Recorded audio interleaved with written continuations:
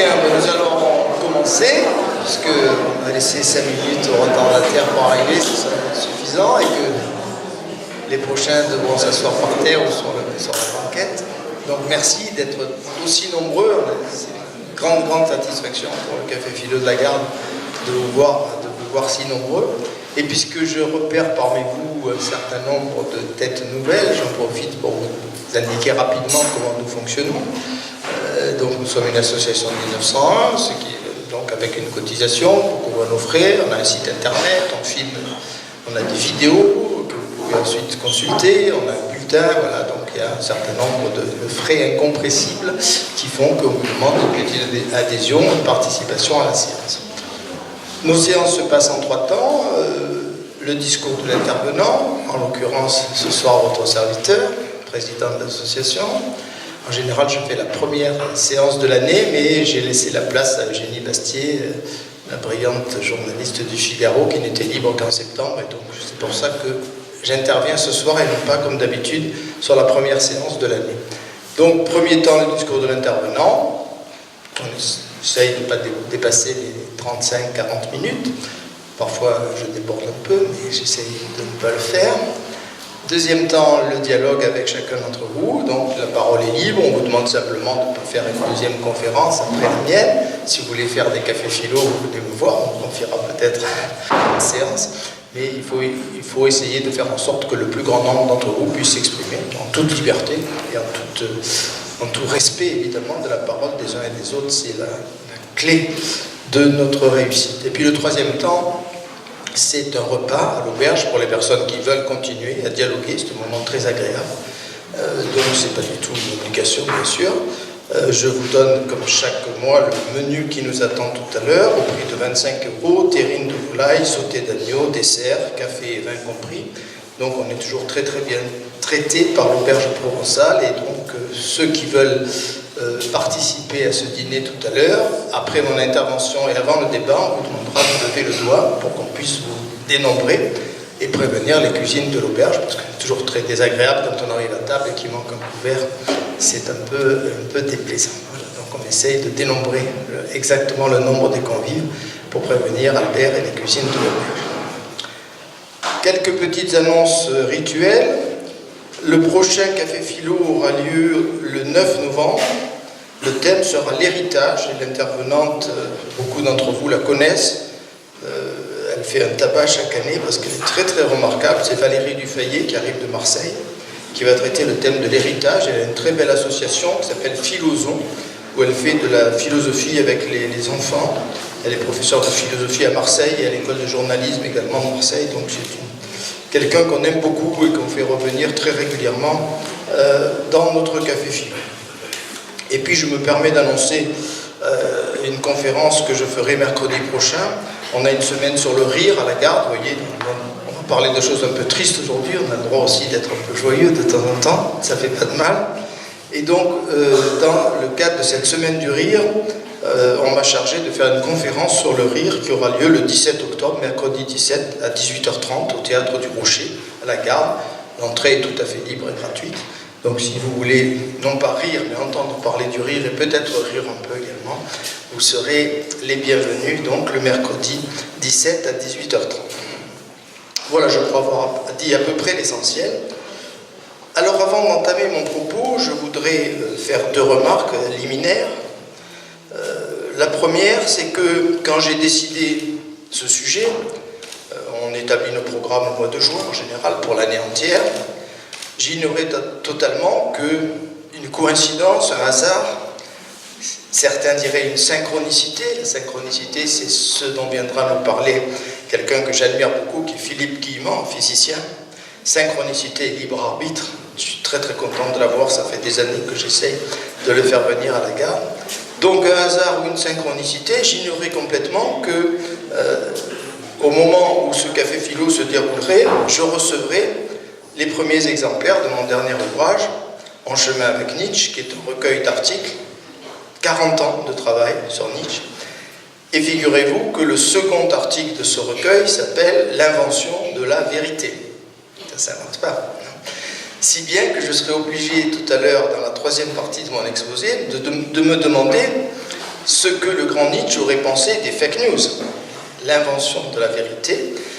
Ce titre pourrait vous faire penser que Nietzsche est un démolisseur de la vérité et qu'il aurait été un répandeur de fausses nouvelles s'il était revenu parmi nous. Je vous montrerai qu'il en est autrement, très très sincèrement autrement.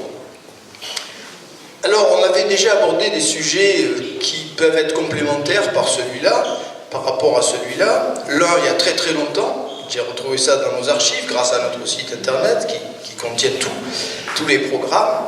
À l'époque, on n'enregistrait pas nos séances. Depuis un bon nombre d'années, on a des enregistrements audio, depuis au moins 8 ans, et des enregistrements vidéo depuis 3 ans. Donc vous pouvez aller sur notre site.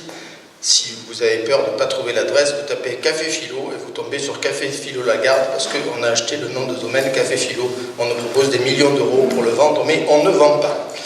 Donc, on avait traité en 2003, donc il y a 15 ans, j'avais traité du sujet la rumeur. Et bien sûr, il y a beaucoup de proximité entre le thème de la rumeur et celui des fake news. Mais beaucoup plus récemment, et ça vous pouvez le retrouver sur le site et regarder la vidéo, ça sera peut-être un complément intéressant par rapport à notre soirée. J'ai traité des théories du complot, c'était en juin 2016, il y a un peu plus de 2 ans. Et donc, ça sera peut-être intéressant. Donc voilà ces deux éléments que je voulais. Donc je me suis permis d'apporter quelques exemplaires de mon nouveau livre. Si certains veulent que je leur dédicace mes ouvrages, je vous ferai bénéficier du tarif auteur. C'est-à-dire que vous payerez ce livre beaucoup moins cher que ce que vous payerez en librairie dans quelques jours quand les livres arriveront chez les libraires. Fake news et post-vérité. Alors on va commencer par un petit problème de vocabulaire. Quel mot choisir? Il se trouve que dans notre beau pays qui est la France, alors que la langue est en train de se détériorer, que l'orthographe est dans l'état pitoyable que vous connaissez, que nos enfants lisent de moins en moins et écrivent sans doute de plus en plus mal, figurez-vous que dans ce beau pays, on a une commission d'enrichissement de la langue française. Ça ne s'invente pas, on vit dans un beau pays quand même. Et que cette commission d'enrichissement a proposé de supprimer l'anglicisme fake news et de le remplacer, ils ont dû beaucoup cogiter pour ça, par le mot infox. Infox qui est un condensé de information et d'intoxication, etc. Infox. Bien entendu, ça ne marchera pas. C'est pas la peine d'être prophète. L'usage du mot fake news s'est imposé en 2015, il a explosé véritablement. Depuis 2016, son utilisation a bondi de 365%, d'après le dictionnaire britannique Collins. Et donc, il est sans doute trop tard pour changer le vocabulaire. Je pense qu'on continuera à parler de fake news et que le mot infox sera l'invention extraordinaire de la commission d'enrichissement de la langue française qu'on pourra dissoudre ensuite très rapidement. Deuxième élément pour introduire mon propos, je vais partir d'un exemple. J'ai beaucoup hésité, par quel exemple commencer. Alors j'ai trouvé cette fake news il y a 2 mois environ. Alors je ne sais pas si vous voyez bien, parce que c'est... Voilà, la planète Mars. C'est sur le site Science Info. Science Info, toute l'actualité scientifique qu'il vous faut. Oui, ça fait penser à une réclame pour Savonnette. Un événement cosmique qui n'arrive que tous les 35 000 ans, le 27 juillet, la planète Mars sera aussi grosse que la Lune. Voilà. Alors il se trouve que ce site, dont le nom est très intelligemment trouvé, ça fait penser à France Info, Science Info, on pense que c'est sérieux. Non, c'est un site humoristique. Mais, on y reviendra tout à l'heure, la frontière est vraiment très ténue entre les fake news humoristiques et les fake news qui sont vraiment destinés à nous manipuler, à nous tromper.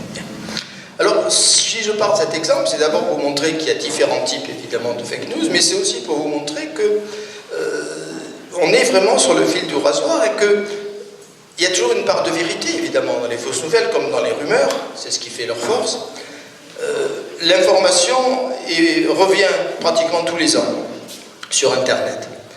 L'origine de cette information, c'est laquelle? C'est que de temps en temps, effectivement, Mars est plus proche de la Terre, plus ou moins proche, mais parfois relativement proche de la Terre, et que dans une grande revue scientifique, il y a 10 ou 15 ans, il y avait un article qui expliquait que si on avait un télescope ou une lunette qui grossissait 75 fois, en regardant Mars grossir 75 fois, Mars nous apparaîtrait comme aussi gros que la Lune. Voilà. C'est ça l'origine. Donc il y a une part de vérité. Et puis c'est l'époque, en même temps, quand cette fausse information s'est diffusée sur le net, où on a eu la fameuse éclipse de Lune. Donc vous voyez, il y a toujours une coïncidence, une convergence entre des événements réels et des événements fictifs. Donc je procéderai de la façon suivante. Je vais d'abord faire une analyse descriptive pour essayer de vous aider à vous repérer dans ce labyrinthe que sont les fausses nouvelles. Ensuite, on verra quelles sont les parades dont nous disposons, dont il faudrait disposer par rapport aux fausses informations, comment lutter contre ces fake news. Alors parmi ces instruments de lutte, j'en ai disposé un sur les tables. Malheureusement, je me suis aperçu que je me suis pris un peu tard, j'ai fait trop peu de photocopies. Donc si certains d'entre vous sont intéressés, il faudra nous le signaler, on refera des photocopies d'ici le prochain Café Philo. J'ai repéré, je vous ai fait un petit montage, les sites sérieux qui permettent de faire la part des choses entre les vraies informations et les fake news. Il y a un site du Monde qui est très bien fait, il y en a d'autres, et également 2 sites qui vous permettent de repérer les fausses images, les fausses vidéos qui pullulent sur la toile.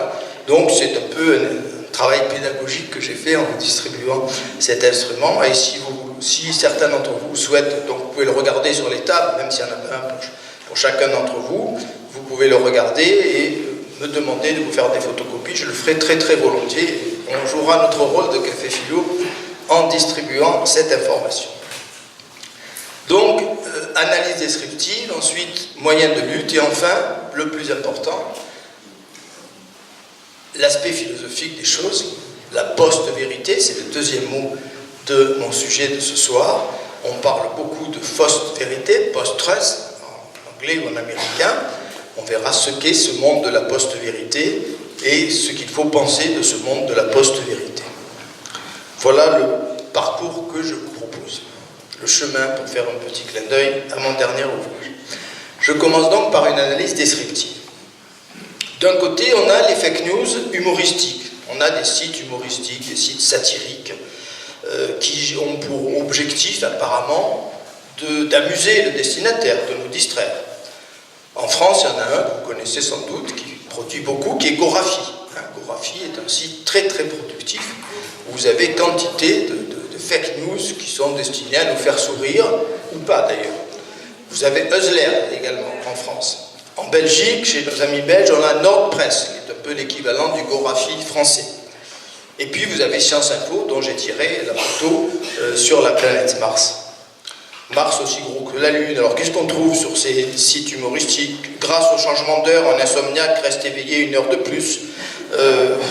Alors la plus belle sans doute de ces fake news humoristiques, un sondage, donc ça c'est Gorafi, je crois qu'il a diffusé, d'après un sondage, et heureusement que c'est une fake news, sinon ça serait terrifiant. Un sondage démontre que près de 80% des Français pensent que le clitoris est un modèle de Toyota. Voilà. Donc sur le Gorafi, sur Science Info, vous avez ces fausses informations qui ressemblent à s'y méprendre parce que c'est souvent remarquablement fait à ce qu'on trouve dans la presse en ligne. C'est tellement bien fait que parfois la presse sérieuse reprend ces informations avant vérification. C'est arrivé bien souvent. Donc rien de méchant dans ces fake news humoristiques. On a peu de chances de se faire piéger si on est un peu attentif et un peu méfiant. Mais attention tout de même, les sites parodiques et humoristiques se multiplient. Il en existe plus d'100 dans le monde aujourd'hui. Certains d'ailleurs, comme Actualité.co, proposent aux internautes de produire de faux articles qu'on met ensuite sur la toile et sur les réseaux sociaux. Donc encore une fois, on ne peut pas s'insurger contre ces sites humoristiques, on a le mérite de nous faire sourire, mais on est sur le fil du rasoir parce que la frontière est vraiment ténue entre les informations, les fausses informations de ces sites et ceux qui cherchent à nous manipuler de façon très perverse. Donc deuxième catégorie, les fake news qui visent à nous tromper, à nous manipuler. 3 grandes catégories, il y en a peut-être d'autres, mais il m'a semblé qu'il y a 3 catégories fondamentales.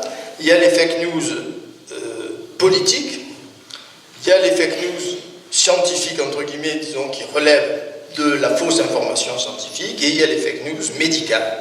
Donc, c'est trois grandes catégories qui sont celles dans lesquelles on va trouver le plus grand nombre de fausses nouvelles, de fausses informations.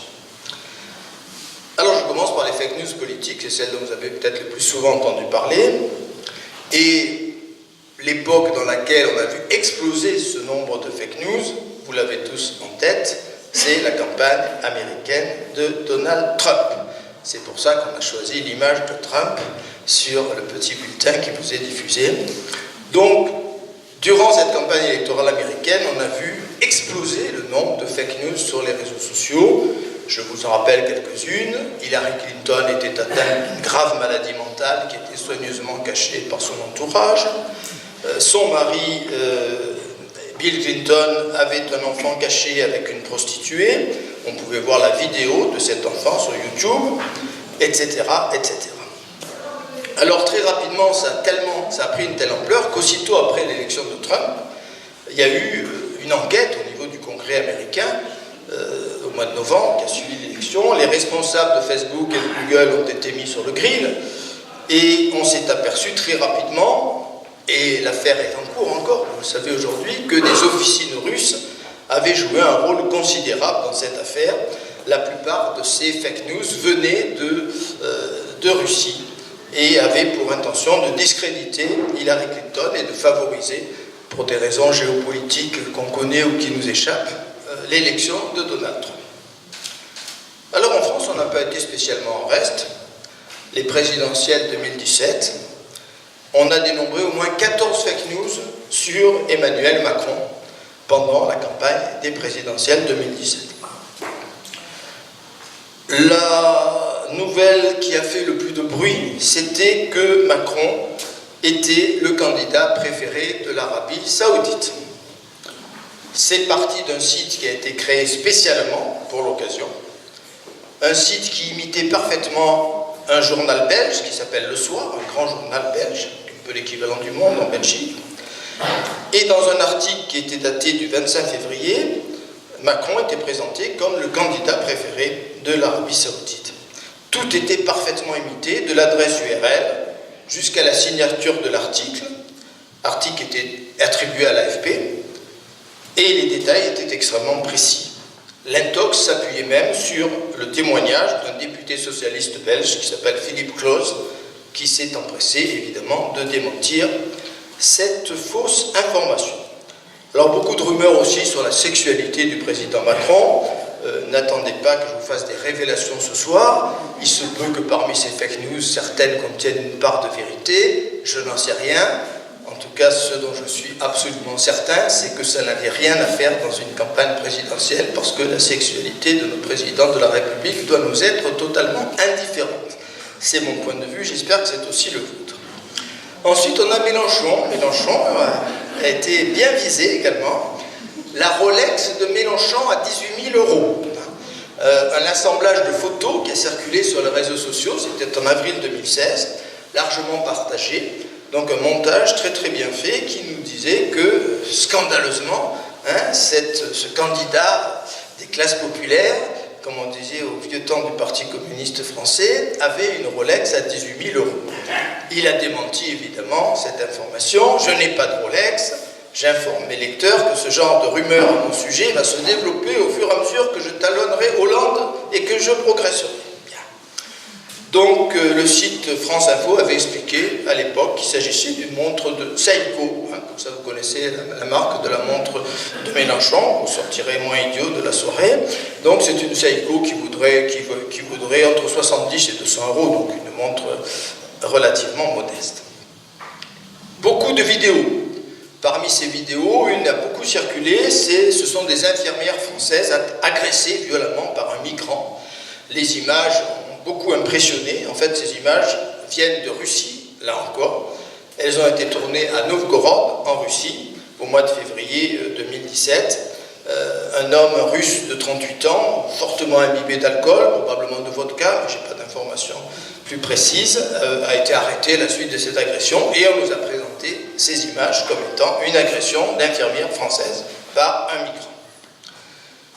Et puis le dernier événement en date, peut-être pas le dernier, mais enfin le dernier sur lequel je me suis un peu penché, ce sont les élections suédoises de septembre dernier. Vous savez peut-être qu'en Suède, on craignait une poussée très forte de l'extrême droite, peut-être même une victoire de l'extrême droite. Et donc les fake news ont pullulé sur les réseaux sociaux en Suède.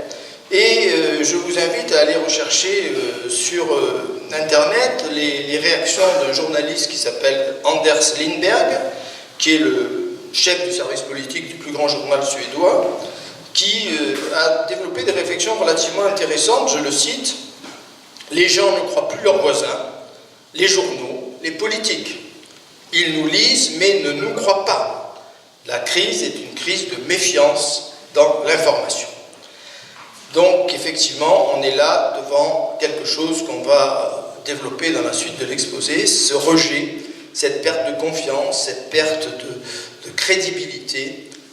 Et pour terminer ce volet politique, le rôle essentiel de la Russie. On a appris très récemment que le président Poutine avait, c'est pas une fake news, avait noué une alliance avec l'extrême droite russe, qu'il avait déployé une flopée de pirates informatiques, très grassement payés, qui étaient chargés d'inonder de fake news la Russie en période électorale, mais aussi les grandes démocraties, l'Angleterre, la France, les États-Unis, et un budget considérable a été mis par Poutine à la disposition de ces officines qui abreuvent les démocraties de fausses nouvelles. Deuxième catégorie, les fake news liées de près ou de loin à l'information scientifique. Je donne deux exemples, on pourrait en donner des dizaines. Une qui est à la limite de la fausse nouvelle humoristique. Après l'ouragan qui a sévi, après Irma, l'ouragan qui a sévi aux États-Unis, on a vu quantité de vidéos qui nous montraient des requins dans les rues des grandes cités américaines, des requins qui avaient été aspirés par le typhon et déposés ensuite dans les grandes villes. Donc des vidéos très très impressionnantes, hein, c'était les dents de la mer. Et donc ce faux bandeau, ces fausses images ont été réalisées, on le sait aujourd'hui, par un générateur de fake news qui s'appelle Break Your Own News, hein, fabriquez vos propres fausses nouvelles. Ce sont ces sites dont j'ai parlé tout à l'heure qui invitent les participants à fabriquer de la fausse information, des faux articles, des fausses vidéos, etc. Deuxième exemple, et je n'irai pas plus loin, sur la science, une information qui a beaucoup circulé, le stockage d'énergie en béton. Alors, on est très séduit, on sait qu'effectivement le grand problème... Alors j'ai un petit dossier pour ceux que ça intéresse, que vous pouvez consulter, ou même emporter, parce que je pourrais faire d'autres photocopies. On sait que le grand problème des nouvelles énergies, des énergies renouvelables, hein, que ce soit le photovoltaïque, que ce soit les hélices qui tournent, donc on sait que ce grand problème c'est le stockage. On ne sait pas stocker cette énergie. Et un ingénieur, ou prétendu-tel, prétend qu'il a fait la découverte du siècle, mais qu'on l'empêche de vulgariser, bien entendu, parce que les pétroliers sont là pour l'empêcher de réussir. Or, il y a un site très très précis que vous trouvez sur Internet qui montre que c'est bourré d'erreurs scientifiques gravissimes. Cet ingénieur a négligé tous les facteurs en fait, principaux liés à la masse du béton, etc. En fait, il faudrait recouvrir la France entière, hein, la moitié de la France, de ces silos de béton pour stocker ne serait-ce que le millième de l'énergie dont notre pays aurait besoin. Voilà. Et j'en arrive au médical. D'après une étude de l'Institut Reuters, les émetteurs de fake news qui sont les plus puissants en France, parce qu'on est un cas un peu particulier, on sait qu'on a toujours eu un petit problème avec la médecine en France, ce sont les fausses nouvelles qui traitent de la santé. Elles sont très très très nombreuses. Le plus populaire de ces sites d'information, entre guillemets d'information, c'est Santé Plus Mag. Vous êtes peut-être des adeptes de ce site. 7,4 millions d'abonnés sur la page Facebook de Santé Plus Mag, c'est considérable, c'est 2 fois plus que le Figaro. Donc c'est un site, il faut le savoir, qui a été créé au Maroc. J'ai rien contre le Maroc, mais c'est déjà quand même un élément de suspicion, qui multiplie des articles fantaisistes, j'en cite 2 ou 3, trempez vos pieds dans le vinaigre et vos problèmes vont disparaître, ou bien encore, boire un demi-verre d'eau de cette boisson va dissoudre vos calculs rénaux. Voilà, donc on trouve un flot d'inepties, mais que les gens qui sont angoissés par la santé, qui ne croient plus, parce que même qu'on ne croit plus à l'information, et aux journaux, on ne croit plus non plus à la médecine, aux médecins et aux savants, on y reviendra dans la dernière partie de l'exposé. Donc les gens se ruent sur ces sites en espérant trouver, on ne peut pas leur en vouloir, ils sont paniqués, ils sont inquiets, ils sont angoissés, donc ils vont chercher sur ces sites une information qui est supposée absente des réseaux médicaux. Donc on a Santé Plus Mag, on a Santé Nature Innovation, on a Santé Nutrition, etc., etc. Et parmi ces dossiers très très douteux, il y a un cas spectaculaire que je vais décortiquer un peu mieux, qui est le dossier des OGM. Ça va peut-être faire grincer les dents de certains d'entre vous. Dans le Figaro du 4 juillet dernier, mon ami Luc Ferry a écrit un remarquable article, a commenté un remarquable article, plus exactement, c'est pas lui qui l'a écrit, qui décortiquait les résultats d'une enquête de 2012. Une enquête qui avait fait un bruit considérable. C'est-à-dire que, effectivement, une enquête qui remontait, pardon, je me trompe dans les dates, c'est une enquête qui remontait à 2007, et en 2012, une équipe très très sérieuse de scientifiques a passé au crible le travail, entre guillemets, de celui qui avait développé cette étude, qui s'appelle Gilles-Éric Serralini, qui est un biologiste et un militant écolo, et ceux qui se sont penchés sur cette étude ont découvert beaucoup de choses.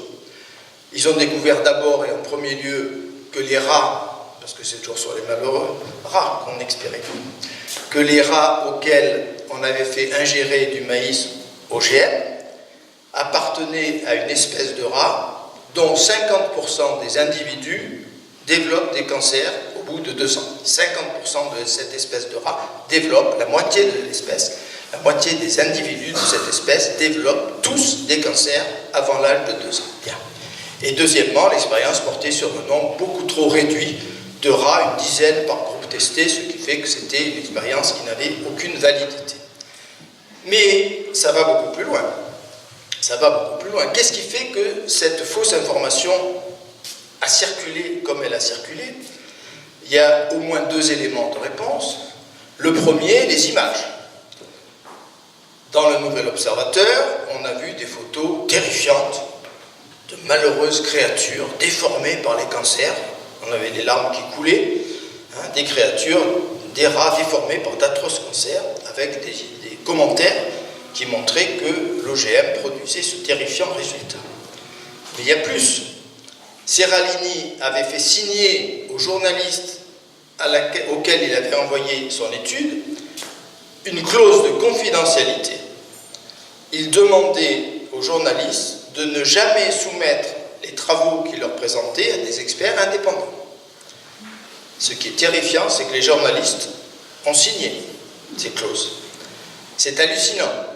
C'est-à-dire que Le Monde, le Nouvel Observateur, qui se prétendent à la tête de la guerre contre les fake news, ont signé cet accord de confidentialité. Ils ont accepté de publier une étude en s'engageant à ne jamais soumettre cette étude à d'autres scientifiques. C'est proprement hallucinant. C'est proprement hallucinant. Alors, quelle parade? J'arrive au deuxième temps de mon exposé. Avant de se pencher sur les parades, il faut se pencher sur les réseaux sociaux. Les réseaux sociaux, on le sait, sont le véhicule majeur des fake news. C'est par le biais des réseaux sociaux que les fake news circulent. Or, les réseaux sociaux deviennent chaque année davantage la première source d'information de nos concitoyens. 18% des Français affirment que les réseaux sociaux sont leur première source d'information. Avant la presse, avant tout autre, avant la télévision, 18%, c'est pas encore considérable, mais ça risque d'augmenter dans les années à venir. Une autre étude montre que 36% des internautes américains s'informent sur Facebook, et presque uniquement sur Facebook. Et lorsqu'on demande à ces Français ou à ces Américains quelle est la source du dernier article qu'ils ont lu, il y en a 10% qui nomment le réseau social comme étant un média à part entière. Donc sans réseaux sociaux, il n'y a pas de fake news. Qui sont les faussaires qui inondent les réseaux sociaux de fake news? Il y en a deux catégories. La première catégorie, ce sont tout simplement des escrocs. Ce sont des escrocs mus par des intérêts financiers, puisque vous savez que en mettant sur Facebook ou sur un réseau social une fausse nouvelle, on invite l'observateur, le client, entre guillemets, à cliquer et ça le renvoie vers d'autres pages qui sont des pages qui contiennent de la publicité. Si vous connaissez un peu le monde de l'Internet, vous savez que quand on se rend sur une page qui contient de la publicité, l'individu qui a créé cette page sur laquelle il y a la publicité va toucher une somme qui est minime en soi, mais qui peut devenir considérable si des millions d'individus ont cliqué sur la page en question. Donc il y a tout simplement une affaire financière considérable dans cette chose-là. La seconde catégorie, ce sont des manipulateurs politiques, souvent liés aux États.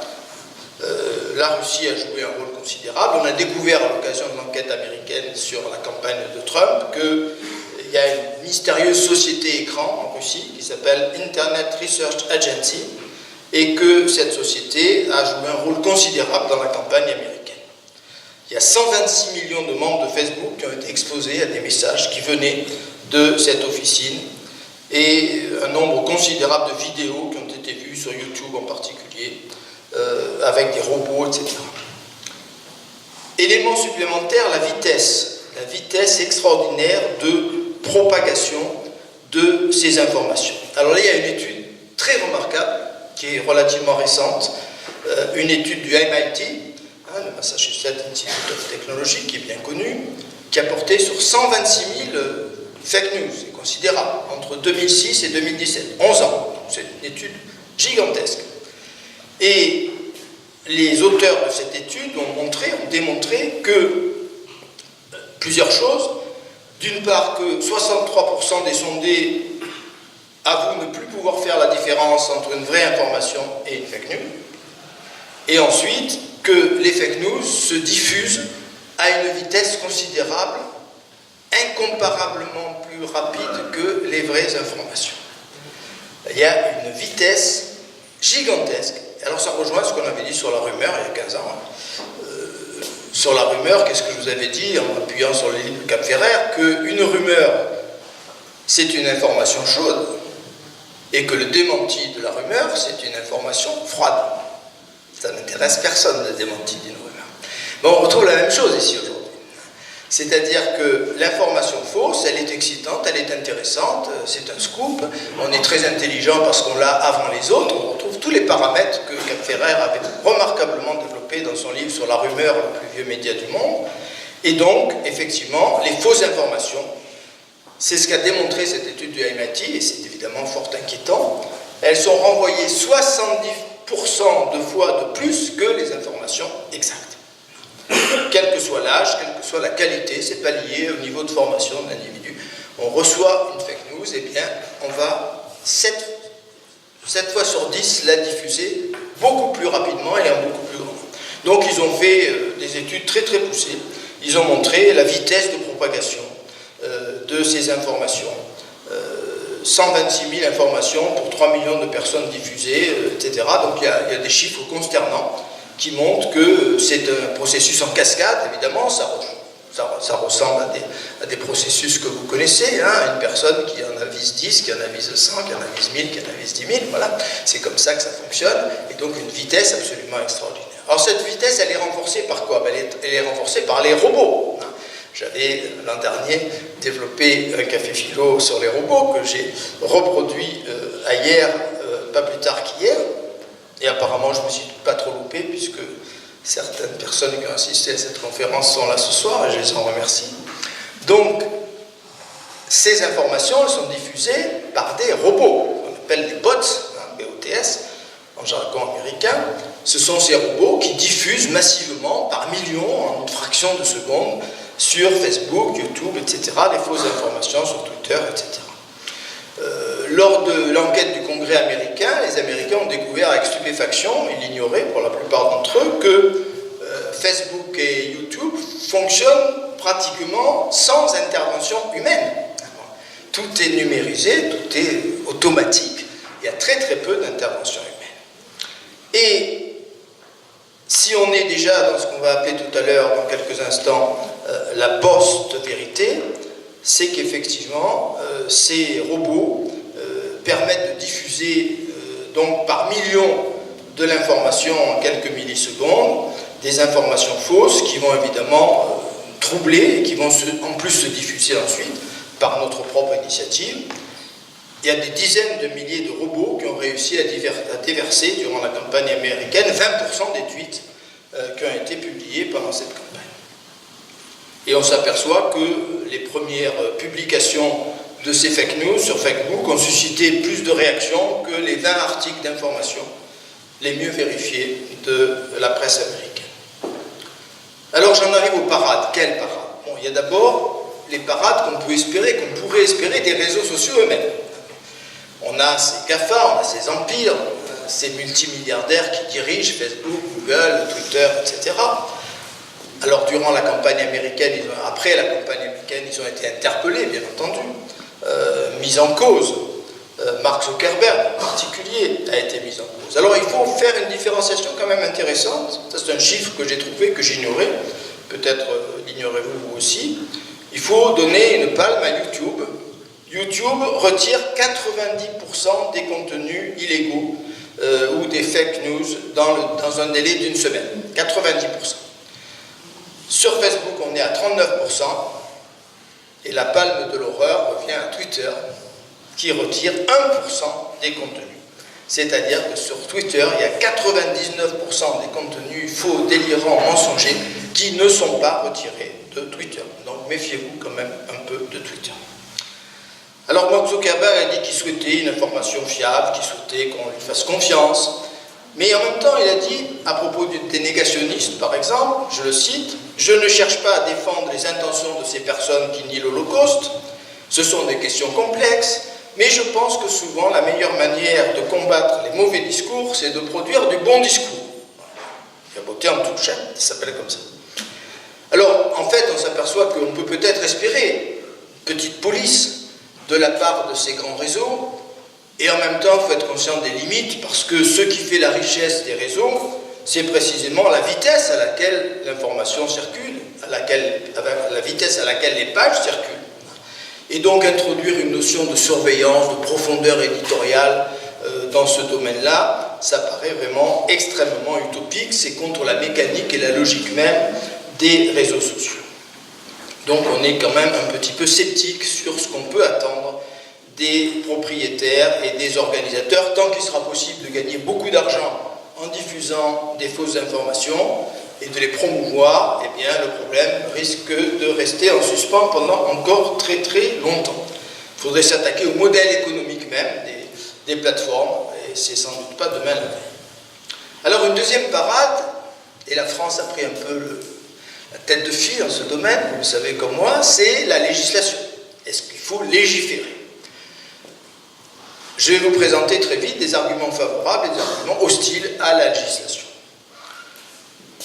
Les arguments favorables s'appuient sur des sondages qui montrent que 71% des Français estiment que c'est un problème important, ces fake news, et inquiétant pour la démocratie, et que 79%, c'était un sondage pour France Info et Le Figaro, qui était sorti en fin d'année 2017, 79% jugent qu'une loi serait une bonne chose.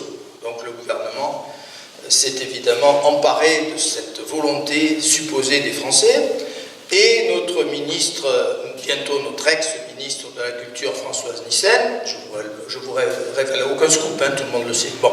Donc notre futur ex-ministre de la Culture, Françoise Nyssen, a présenté un projet de loi contre les fake news qui a été baptisé « Loi sur la confiance et la fiabilité de l'information ». C'est un peu ronflant comme titre. Et donc cette loi, elle a été votée en octobre, début octobre, à l'Assemblée nationale.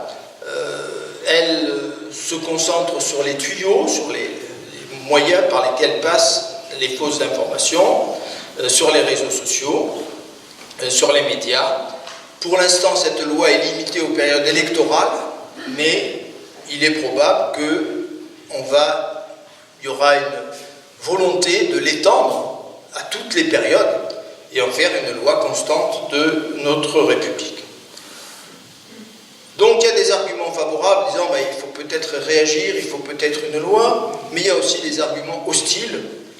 Et parmi les arguments hostiles, les meilleurs arguments que j'ai lus, je les ai lus sous la plume de quelqu'un que j'ai invité l'an dernier à la Garde, et vous étiez peut-être présent, qui est Chantal Delsol. Je vous cite ce qu'écrivait Chantal Delsol dans le Figaro, qu'on n'essaye pas de nous faire croire que le genre fausse nouvelle est né avec Donald Trump, ou avec les partisans du Brexit, ou qu'Emmanuel Macron en serait la première victime historique.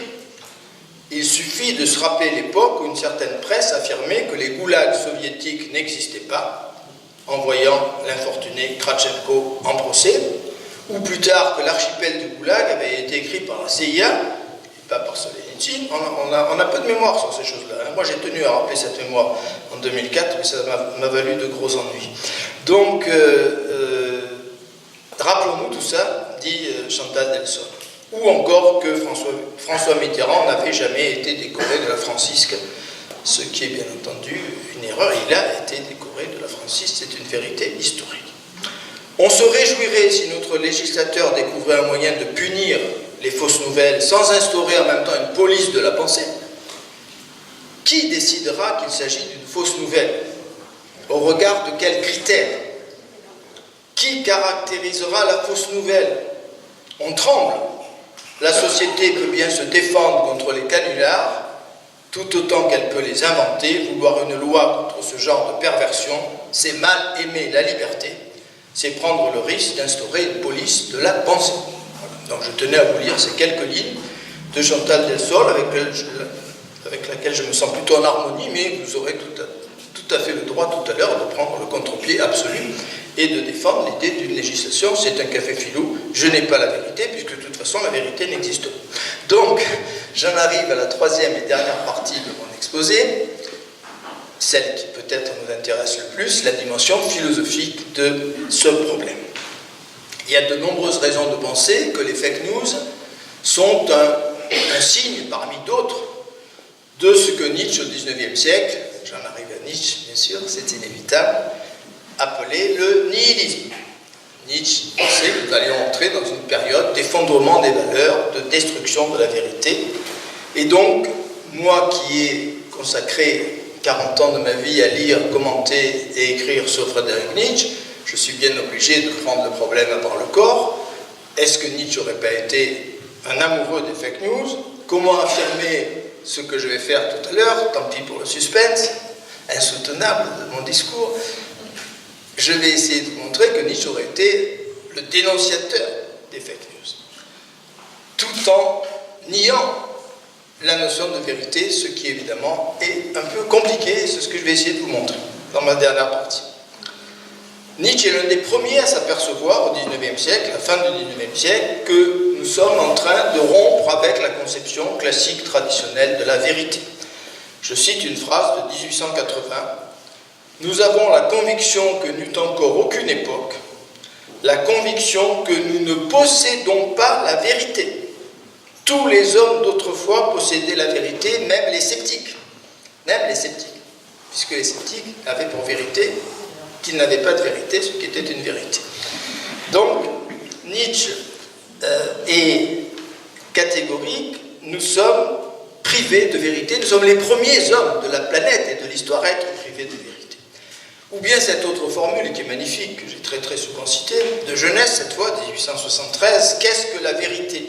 Une multitude mouvante de métaphores, de métonymies, d'anthropomorphismes, bref, une somme de relations humaines qui ont été rehaussées, transposées, ornées par la poésie et par la rhétorique, et qui, après un long usage, paraissent établies, canoniques et contraignantes aux yeux d'un peuple. Et cette conclusion sublime, les vérités sont des illusions dont on a oublié qu'elles le sont, des métaphores usées qui ont perdu leur force sensible. On peut réfléchir 10 ans sur cette phrase. Bien.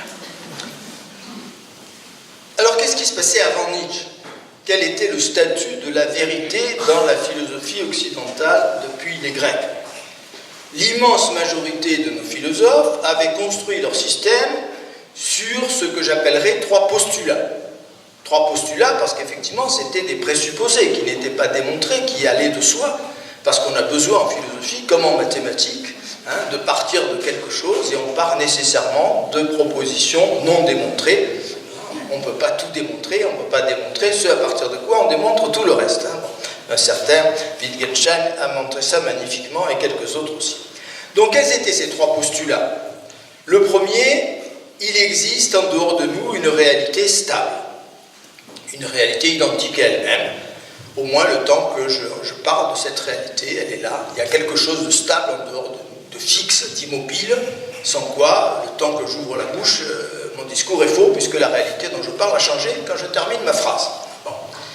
Deuxième postulat, il existe un sujet stable, c'est-à-dire celui qui émet le discours, l'être humain en général, parce que malgré nos amis antispécistes, on n'a jamais vu de gorille faire un discours philosophique. Donc, second postulat, il existe un sujet stable, identique à lui-même, là encore, au moins le temps qu'il énonce son discours.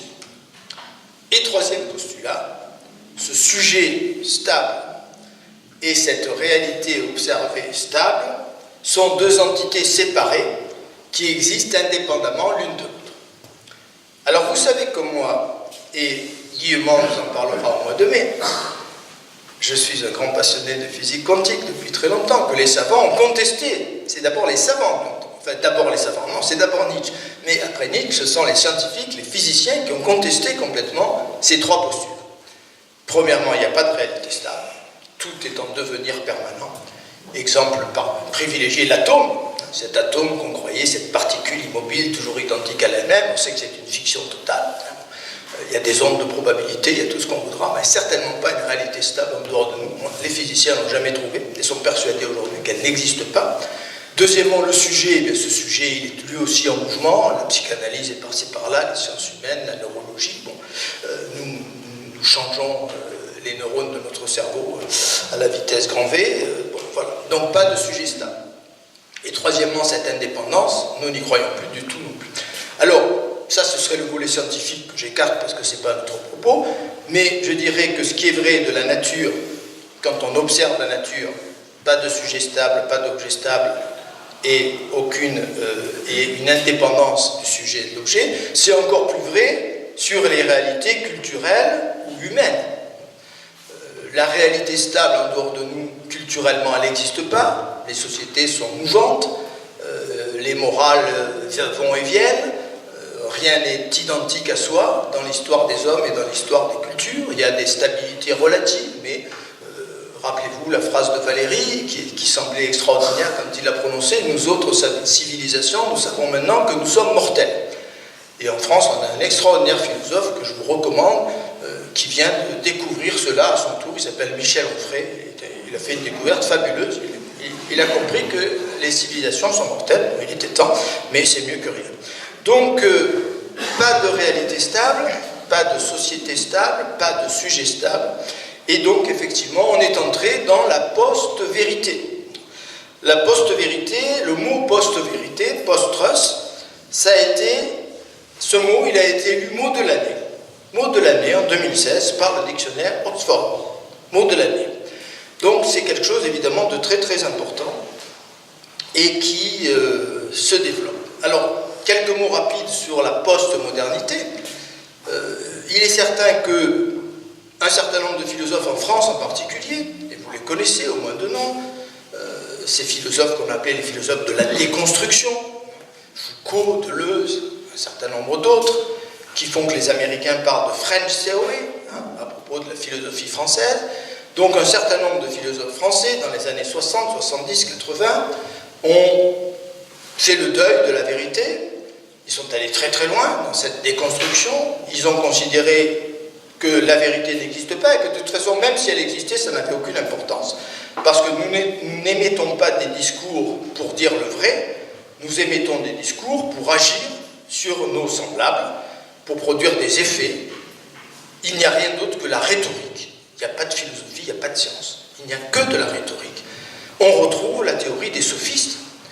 Et le même Nietzsche écrit dans un texte de 1880, « Époque des sophistes, notre époque ». Époque des sophistes, notre époque. Donc nous serions rentrés dans la post-vérité Et s'il est vrai que nous sommes entrés dans la post-vérité, comment lutter contre des fake news qui ne sont pas plus fausses que les vraies, puisqu'il n'y a ni vérité ni erreur, et qu'il y a simplement des discours qui circulent. Et est vrai ce qui est cru vrai par la majorité d'entre nous. La vérité est sociologique, elle est simplement l'adhésion d'un grand nombre, et si le plus grand nombre décide que la Terre est plate demain matin, la Terre redeviendra plate demain matin. Il n'y a aucune vérité stable, identique à elle. Alors on sait que Nietzsche a été le premier, bien avant la physique, à prendre acte de cet effondrement de la vérité, et du coup il serait tentant de dire, c'est pour ça que j'ai reproduit dans mon livre un article qui s'appelle « L'invention de la vérité », il serait tentant de se dire, finalement, Nietzsche, il est complètement du côté, et ils l'ont cru, ces braves gens, hein. Derrida et Foucault étaient persuadés qu'ils étaient les héritiers de Nietzsche. Ils n'ont rien compris, ils l'ont pas lu, on n'a pas lu le même Nietzsche en tout cas. Donc, qu'est-ce que Nietzsche aurait pensé de la post-vérité? Je vais essayer de vous le dire très rapidement. Je vais essayer de vous montrer que c'est profondément anti-nietzschéen, cette idée de post-vérité. Pour 4 raisons principales, et il y en a peut-être d'autres. Première raison, et ça renvoie à mon café philo sur la théorie du complot, dont je parlais tout à l'heure, la post-vérité, elle appartient incontestablement à la famille des récits complotistes. C'est-à-dire qu'on émet un message en supposant qu'il y a une cause unique de toutes les catastrophes que nous connaissons, et c'est exactement le récit complotiste qui a commencé avec la Révolution française. Je cite un historien des religions qui est Emmanuel Creysse. Avec la Révolution commence l'ère de l'incertain, de l'indécis. L'histoire n'obéit plus au plan divin. La société se trouve livrée à elle-même sans vérité transcendante. C'est très important. Ça veut dire qu'on avait une configuration, il y avait une verticalité, il y avait un Dieu, il y avait des autorités qui étaient censées représenter ou reproduire la vérité éternelle divine, et tout ça s'est écroulé. Et du même coup, certains ont émis l'idée qu'il y avait forcément un complot là derrière, que c'est pas comme ça qu'on avait pu perdre la vérité, c'était pas possible, donc c'était forcément les juifs, les francs-maçons ou d'autres qui étaient les responsables. Et évidemment, Nietzsche aurait été l'adversaire absolu du complotisme. Il est déjà, on peut citer quantité de phrases qui montrent qu'on ne peut certainement pas faire de Nietzsche un adepte du complotisme. Deuxième raison, la post-vérité appartient, et les fake news, appartiennent à la famille des récits haineux. Il y a beaucoup de haine dans les fake news et dans la post-vérité politique en particulier. Et donc des récits que Nietzsche appelle des récits faibles.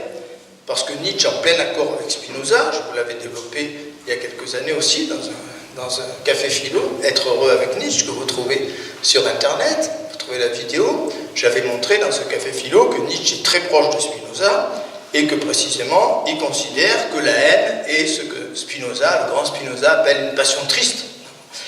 La haine, c'est l'arme des faibles.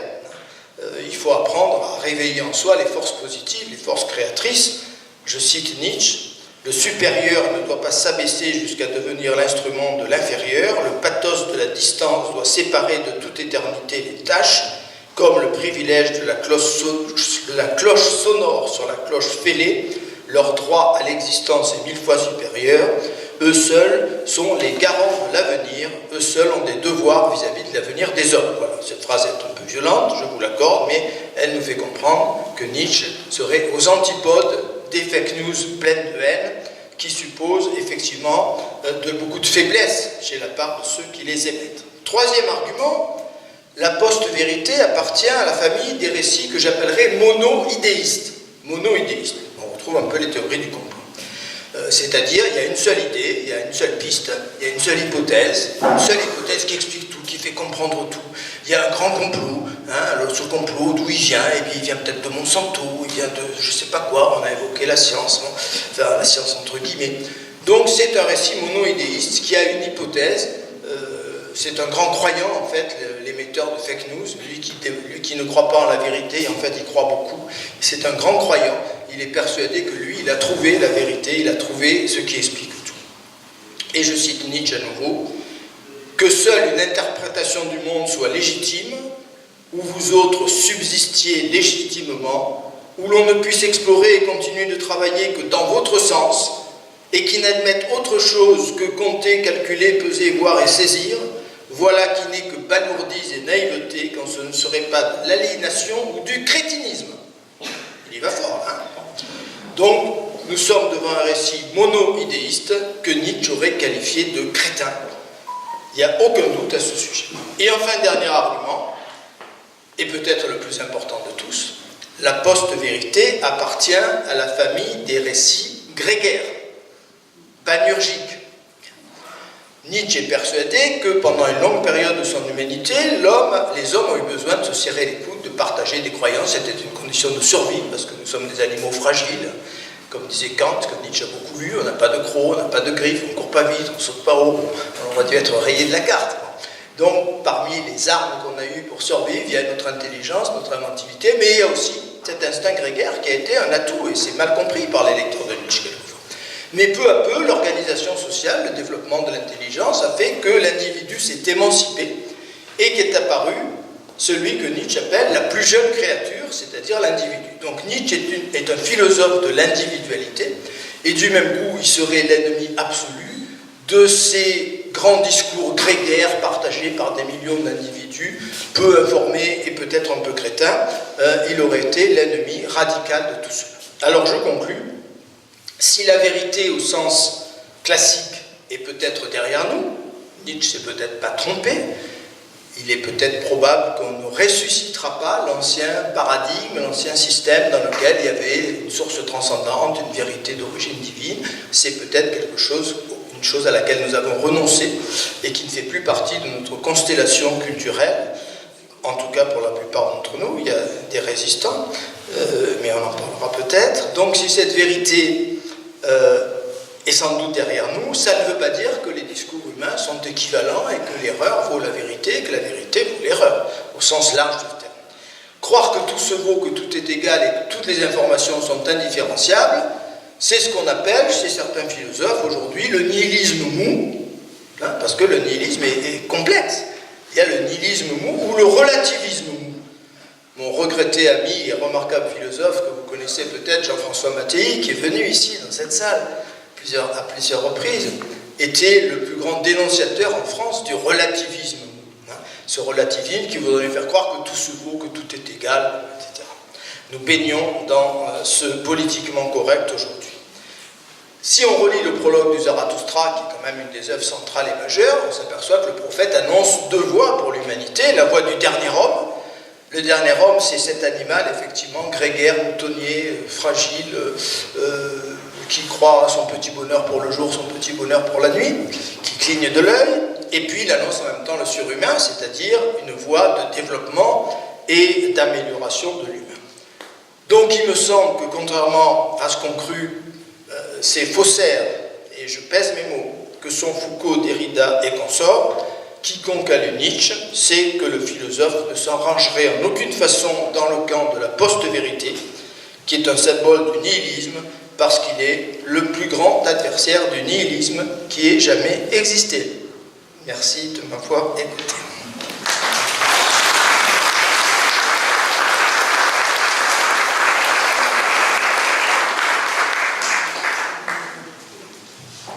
Alors avant notre débat, on va faire comme chaque mois, on va demander aux personnes qui veulent poursuivre les échanges et les informations, les discussions autour d'une bonne table, de lever le doigt, de laisser la main levée un tout petit peu pour qu'on puisse vous dénombrer. Merci de le faire pour qu'on puisse prévenir les cuisines de l'auberge. Vas-y.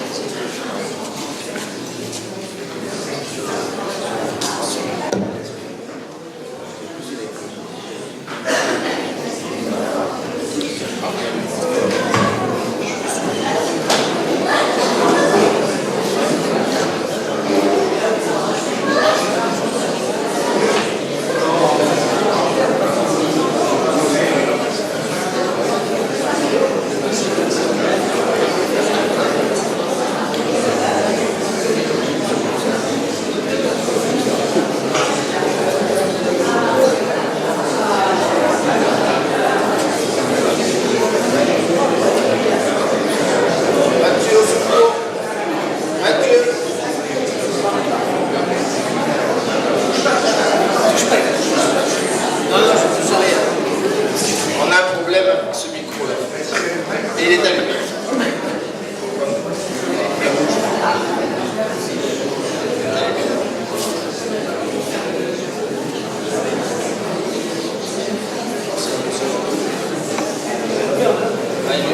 Ils nous mettent une génération de torche. Oui, déjà. Là, je parle. Alors, si une personne a beaucoup de voix, elle peut peut-être prendre l'initiative d'une première intervention en attendant qu'on essaye. Ah, vous n'avez pas fini Personne n'a levé le doigt, mais peut-être que personne ne peut rester. 1, 2, 3. Si, il y en a quelques-uns. Merci de laisser le doigt levé un tout petit moment pour qu'il n'y ait pas d'erreur dans les comptes, c'est très important.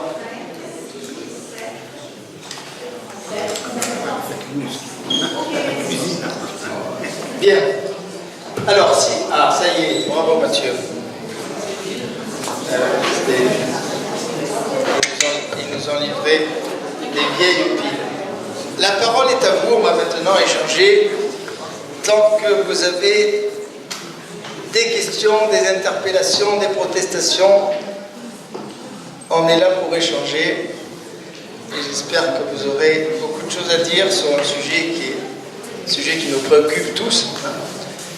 Et par rapport à ce que j'ai dit, vous avez le droit absolu d'être en désaccord, partiel, complet, total. Donc, à vous la parole. Philippe, je me demandais en t'écoutant si, quand on met à part les agences, les États ou les individus qui font des manipulations par les fake news pour des raisons politiques ou pour des raisons d'escroquerie aussi, ça peut être politique, politico-financier, économique, peu importe, beaucoup de gens, le plus commun des mortels quand il y a des fake news émises, c'est sur les, tu vas parler de 120 000 ou 126 000 fake news analysées, je suis sûr que l'immense majorité relève plutôt d'individus qui s'amusent à ça parce que quelque part pour eux il y a une perte de croyance, je crois que tu l'as d'ailleurs un peu évoqué, dans tout ce qui est traditionnellement reconnu à la société comme institution, que ce soit l'homme politique, la façon dont les gouvernements régissent, font les lois, etc., dans les syndicats, dans la façon de compter les gens, dans les sondages, qui veulent dire franchement, on fait dire ce qu'on veut. Donc, quelque part, ils se mettent eux en valeur, et après tout, le reste, on n'y peut rien. Je n'ai plus d'influence là-dessus. Par contre, je peux influencer moi, c'est un peu le canular, c'est vrai, mais ça les met en valeur, c'est du spectacle. Et je le vois au même titre que cette grande mode où on se prend en photo, en selfie, c'est le même processus. C'est la société du spectacle, j'apparais. Et d'ailleurs, les médias m'y encouragent, puisqu'on va montrer des gens tout à fait ordinaires, pour ne pas dire dans certains cas nuls intellectuellement, mais on va en faire des héros qui vont participer à des émissions, on va les regrouper dans une villa, on va leur donner des belles filles, des beaux mecs, ils vont dire des platitudes effrayantes des fois, mais on va les mettre en avant. De la même façon, les gens vont se faire des selfies pour se mettre « moi j'ai fait ceci », et de la même façon, si j'ai une fake news qui marche, je suis important. C'est une société où on est nous-mêmes les acteurs, et on ne laisse plus le pouvoir à ceux à qui on n'a pas confiance. On se dit de toute façon, avec Vatalis, ça ne changera pas rien dans ma vie à moi. Voilà. Alors merci Jean-Michel. Deux choses par rapport à ce que tu viens de dire. La première, effectivement, il y a dans le monde des livres d'aujourd'hui, le supplément qu'on a chaque semaine dans le monde, un bel article sur un chercheur qui a écrit un livre sur l'ambiguïté de la notion d'individualisme. Et ça m'a intéressé parce que je suis très attaché à cette ambiguïté. Je vous ai parlé du dernier homme chez Nietzsche, et je vous ai dit que Nietzsche est un philosophe de l'individualité. Oui, mais qu'est-ce que l'individu? Effectivement, l'individu, ça peut être une monade au sens de Leibniz, quelqu'un de séparé et qui croit qu'il est au centre de l'univers, et qui essaye d'être au centre de l'univers. Donc une sorte d'écocentrisme forcené qui est un petit peu ce que beaucoup de sociologues américains avaient mis en évidence dans les années 60-70, effectivement. Cette idée que, comme on ne croit plus au collectif, on essaye effectivement de s'affirmer dans son individualité, etc. Donc ça, c'est tout à fait important, ce que tu viens de dire à ce sujet. Alors, oui, je crois que tu n'as pas tort. Il y a une part de fake news qui sont liées. Alors là, on retrouve le discours sur la rumeur de Cap Ferrer, qui a écrit vraiment un très très beau livre sur le sujet.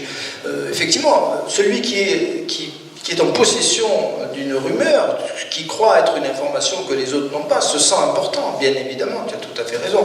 Et les professionnels de la fake news vont jouer effectivement sur ce registre. Hein. Et ça explique peut-être, parce que j'ai cité l'étude du MIT, qui est très intéressante, mais les limites, je ne suis pas le premier à le dire, c'est pas que le philosophe se méfie des sciences humaines, il en a besoin, il les respecte, mais je partage avec Michel Henry, que j'aimais beaucoup, l'idée qu'au fond les sciences humaines ne nous apprennent pas grand-chose par définition et de par même leur mode de fonctionnement.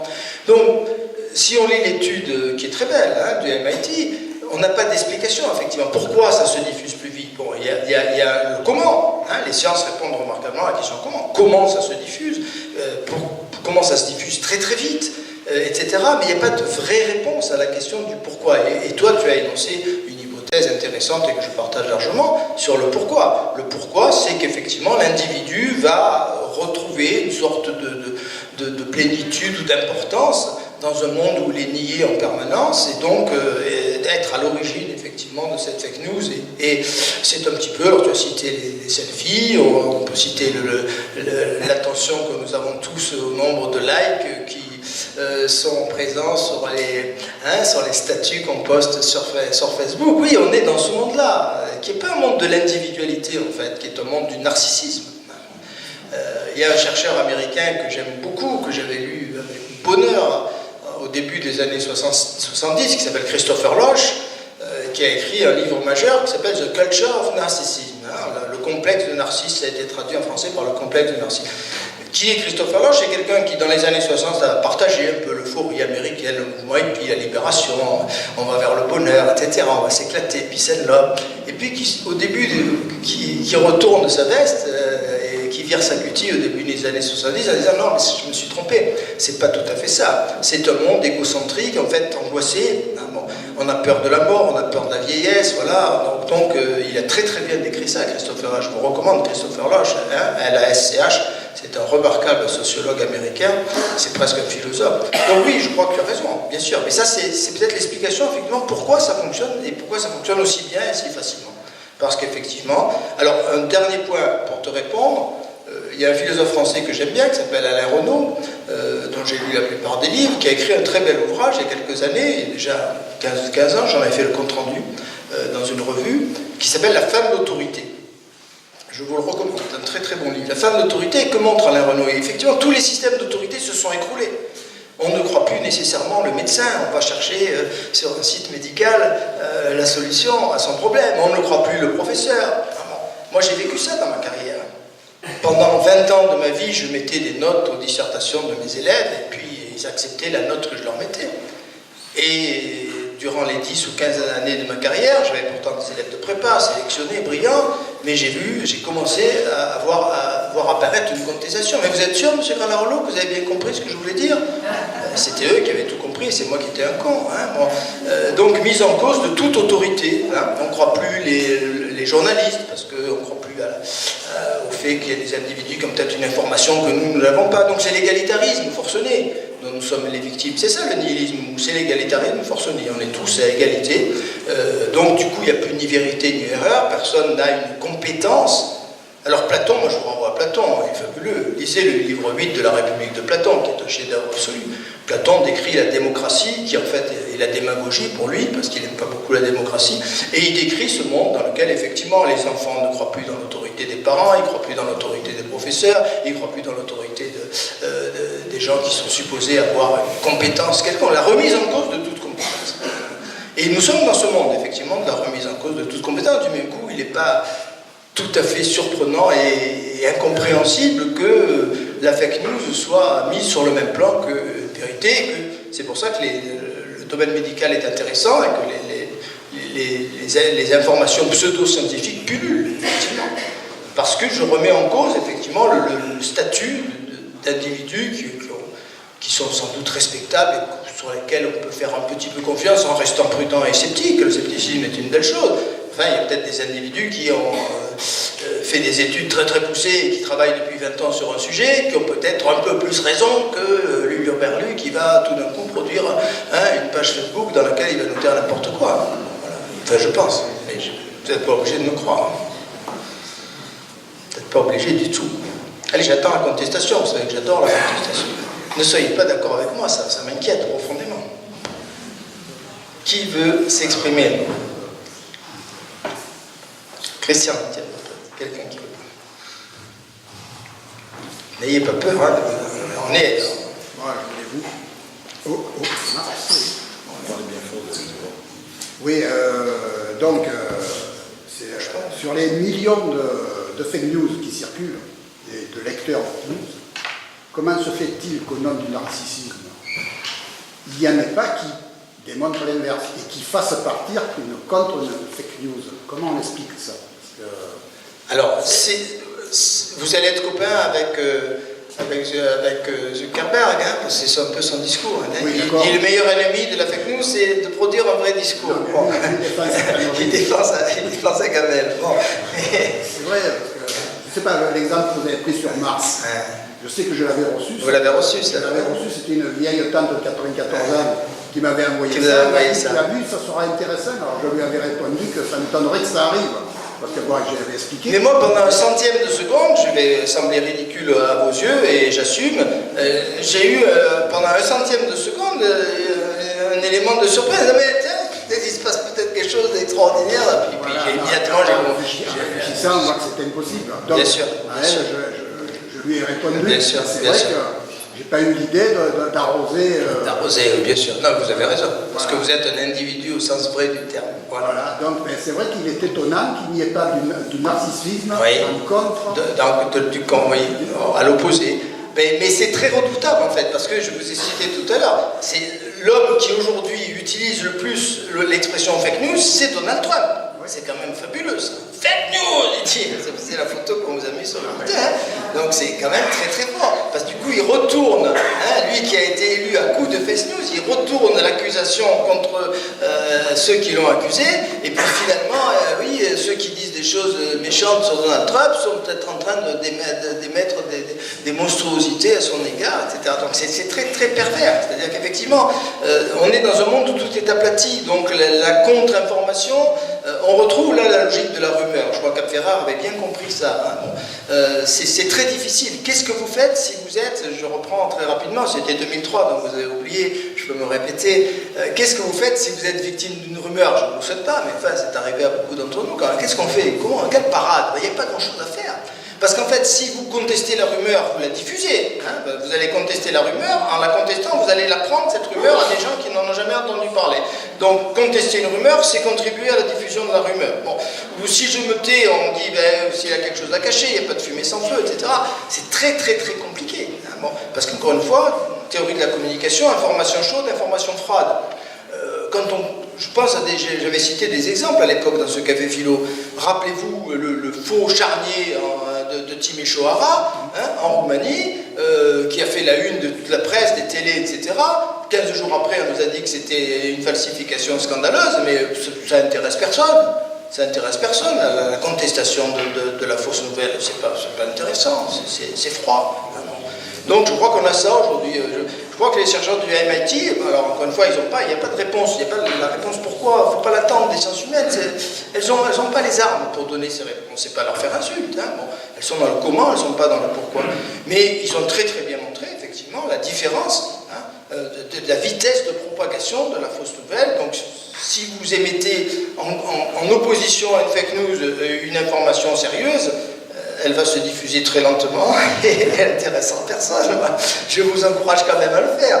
Il faut essayer de le faire. Hein. Bon, bien sûr, il faut essayer. Alors, vous avez vu que je vous ai distribué un petit papier où il y a quand même, on a des parades, hein. on a des sites, c'est tout le problème de l'ambiguïté. On avait parlé d'Internet et des réseaux sociaux, là, il y a 2 ans. Bon, et apprenons à faire un bon usage. Et puis, le rôle de la pédagogie, quand même, très important, de l'école, de l'éducation. C'est aujourd'hui un devoir sacré de donner des armes à nos enfants pour qu'ils ne soient pas victimes de ces fake news, de ces fausses informations et leur apprendre à ne pas prendre pour argent comptant tout ce qu'ils lisent sur leur ordinateur et tout ce qu'ils trouvent sur Internet. Là, il y a une mission de l'école que j'avais développée il y a bien longtemps dans un livre sur l'école écrit avec mon ami Jean-Claude Gross. Il y a vraiment un rôle que l'école joue très mal encore pour l'instant. Très très mal. C'est pas en apprenant les b.a.-ba de la programmation aux enfants qu'on les met à l'abri des fake news. Ça sert à rien d'abord. Dit Philippe Alexandre, ça sert strictement à rien.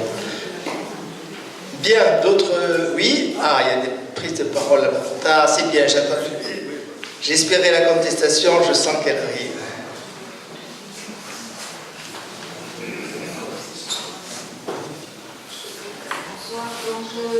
Il marche le micro là? Il ne marche pas. Il s'est éteint alors. En appuyant dessus, peut-être que vous l'avez éteint sans faire exprès. Ou alors il ne marche plus. Ah oui, ça y est.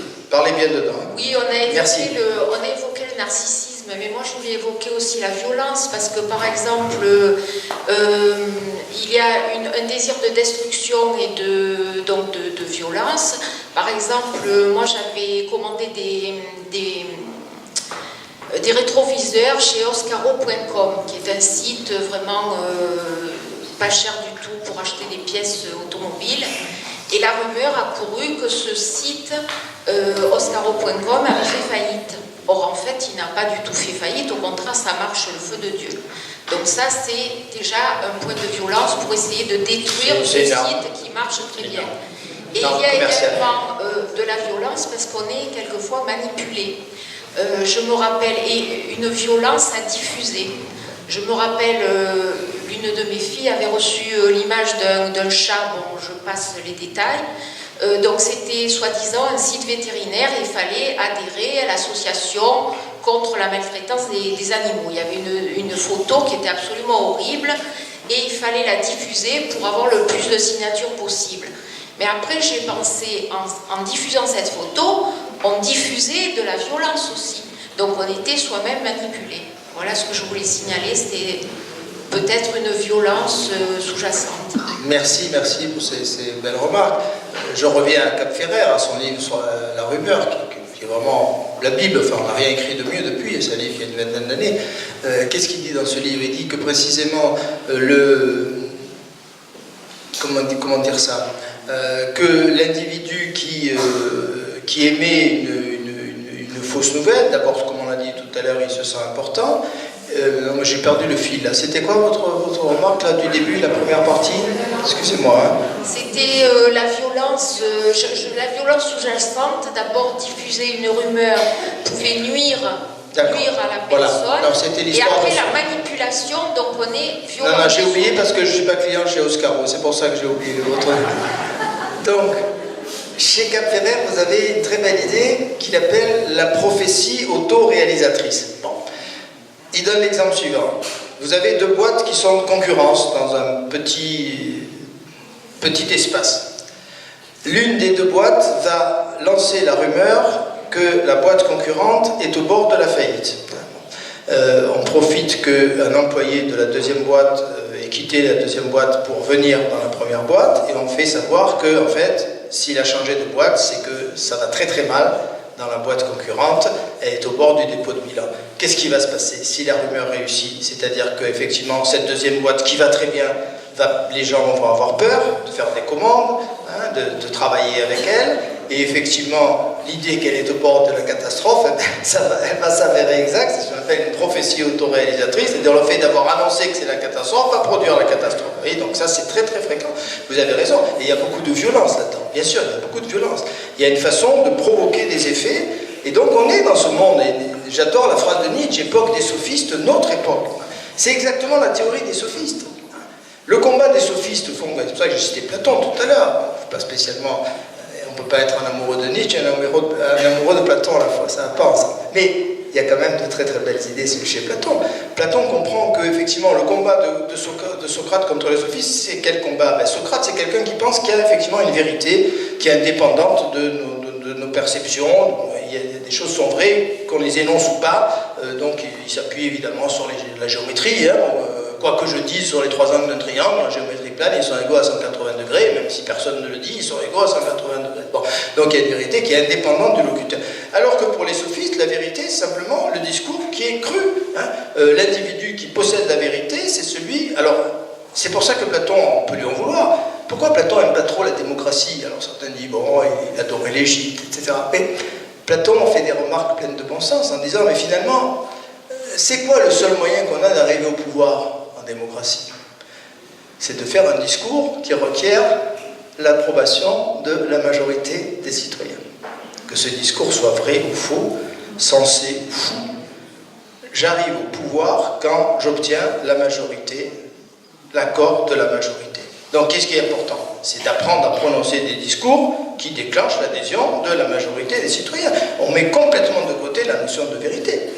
Donc le discours vrai, c'est celui qui est cru, auquel adhère le plus grand nombre d'individus. Et donc ce débat il s'est posé en Allemagne en 1933 quand Hitler est arrivé au pouvoir par la démocratie. Donc effectivement on est dans ce débat. C'est pour ça qu'aujourd'hui on parle beaucoup, on recommence à parler de compétences ou de gouvernement des sages, parce que je ne suis pas sûr que cette faiblesse de la démocratie soit soluble, qu'il y ait une solution à cette faiblesse de la démocratie.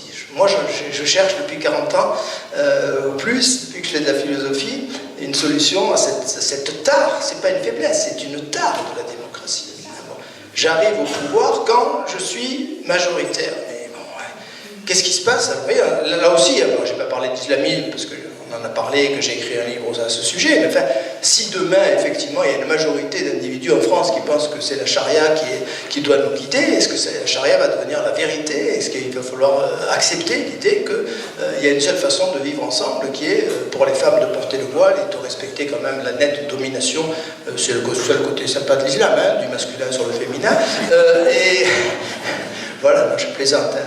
Les femmes vous confirmeront que c'est une boutade. Voilà. Bien, je vous écoute, je t'écoute. Oui. Les infox, pardon, les fake news. Il est joli le mot infox, ça j'ai rien contre. Existe depuis très longtemps. Un exemple que tout le monde connaît, c'était, je crois, dans les années 20, sur une radio américaine, on avait annoncé la fin du monde. Et ça avait créé... Non, c'est plus tard ça, c'est dans les années 40. C'est H.G. Wells, c'est Orson Welles qui met en scène au théâtre la nouvelle de la guerre des mondes de l'autre Wells. Et ça crée une panique sur les autoroutes, etc. Les gens ne comprennent pas que c'est du théâtre et ils prennent ça très très au sérieux. Donc c'est un exemple très très célèbre qu'on cite souvent, effectivement. Il y a eu une... Alors, on dit aujourd'hui, oui, il faut être très prudent, d'accord. Est-ce que c'est pas une fake news? Parce que je lisais il n'y a pas très longtemps qu'on a peut-être un peu exagéré ce qui s'est passé à l'époque et qu'il n'y a pas eu une panique aussi terrible que ce qu'on nous avait dit. Voilà. Donc moi je suis très prudent. Moi j'ai toujours cru, hein, effectivement, comme tu viens de le dire, que ça avait créé une panique gigantesque. Donc c'est pas les années 20, c'est les années 40. Mais il paraît que c'est bon. Mais peu importe. Mais en tout cas, il y a eu un effet, tout à fait. En fait, ma question, ça va être plutôt les fake news, leur moteur, est-ce que c'est pas les croyances? Le besoin de croyances et de valider nos propres croyances. Et dès qu'on a une information qui va valider notre propre croyance, on va dire que c'est une vérité. Et dès qu'il y a une information qui ne va pas la valider, on va dire que c'est une fake news. Et un exemple... Par exemple, c'est lorsque un Américain a posé le pied sur la Lune, il y a des personnes qui disaient non, c'est une information fausse et c'est faux. C'est dans un studio de télévision, etc. Parce que leur croyance c'était impossible qu'on puisse poser le pied sur la Lune. C'est comme au niveau scientifique. Comme tu le disais tout à l'heure, la mécanique quantique qui présente certaines contradictions avec notre monde tel qu'on perceptible, même pour des scientifiques, c'était quelque chose de faux. Donc, parce que leur croyance, c'était que ça ne correspond pas à la réalité perceptible. Et donc, est-ce que, finalement, si je dis... quelque chose de faux sur Macron, parce que je suis contre Macron, tous ceux qui sont contre Macron vont croire que c'est vrai, hein, et inversement. Et si je dis quelque chose de vrai sur Macron, on va dire que c'est une fausse nouvelle pour ceux que ça arrange, et inversement. Donc, on ne sait plus où on en est, et ça va se développer, à mon avis, de plus en plus. Et bon, l'évidence, c'est qu'il faut aller voir les sources, les vraies sources. Si je vais sur une information qui vient d'un site inconnu, par contre, si je vais sur le site du Monde, par exemple, je pense qu'il y a plus de chances qu'il y ait moins de fake news que sur un site pratiquement inconnu ou un copain qui me dit une information un peu abracadabra. Bon, je suis à peu près d'accord avec tout ce que tu viens de dire. Effectivement, ça complète ce que disait Jamais. Il y a le besoin de se mettre en valeur, de se mettre en évidence, mais il y a aussi cette dimension de la croyance, de ce qui ne rentre pas au fond dans notre schéma, dans notre compréhension du monde. Tu as parlé de la marche sur la Lune. Moi, j'étais dans un petit village corse et j'ai regardé dans la seule télévision du village les Américains mettre le pied sur la Lune. Et le lendemain matin, quand je me promenais dans les rues du village, les petites mémés corses, c'était pas pour se mettre en valeur, elles éclataient de rire quand je leur disais, vous avez vu? Ah, vous croyez-vous? C'est tourné à Hollywood. Il n'y a pas une petite mémé corse qui a cru que c'était la vérité, c'était tourné à Hollywood. Il y a une nouvelle de Stanislas Lem, qui est un auteur de science-fiction. Il y a une époque de ma vie où j'ai beaucoup lu de science-fiction, que je vous recommande. C'est assez extraordinaire. C'est un très ancien roman des années 40. Si ma mémoire est bonne, ça s'appelle La maison aux 1000 étages. Cet auteur imagine un monde où effectivement, on n'est pas loin de 1984 de Orwell. Il y a eu un article dans Le Monde sur Orwell et la post-vérité, parce que finalement, il faut relire Orwell, c'est exceptionnel. Il y a beaucoup de choses sur la post-vérité, les fake news chez Orwell.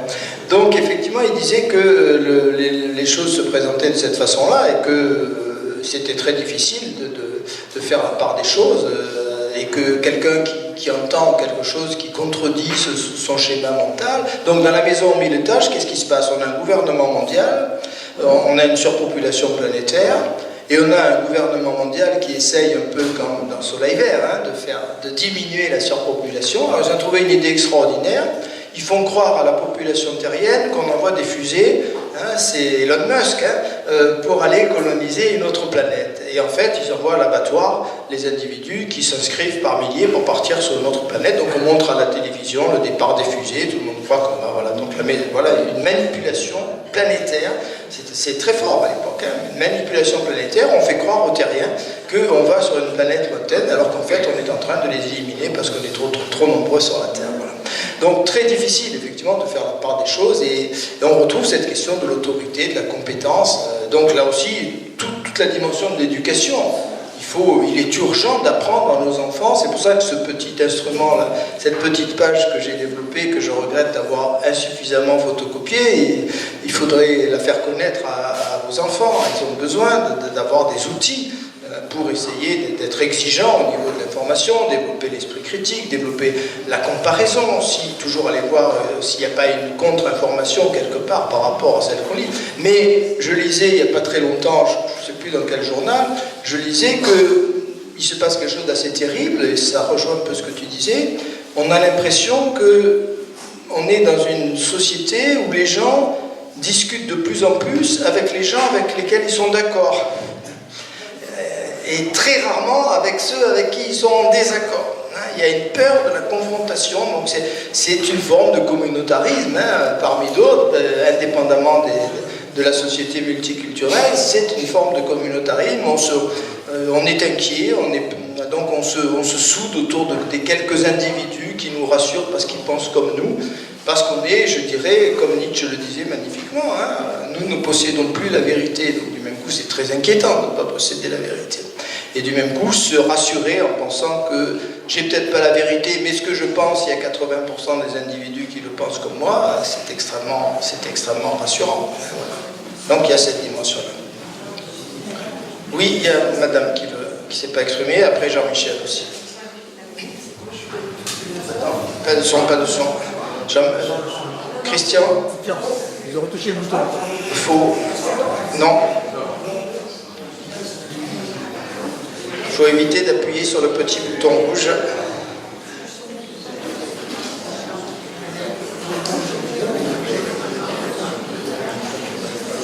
On a vraiment un souci de micro ce soir. D'habitude, ça n'arrive pas. Heureusement, il y a Monsieur Mathieu,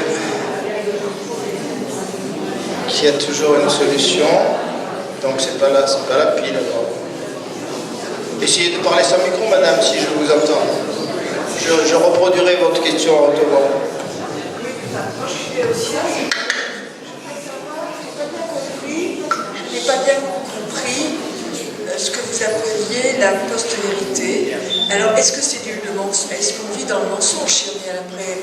On ne parle pas du mot mensonge, qui pourtant me semble important, pour moi en tout cas.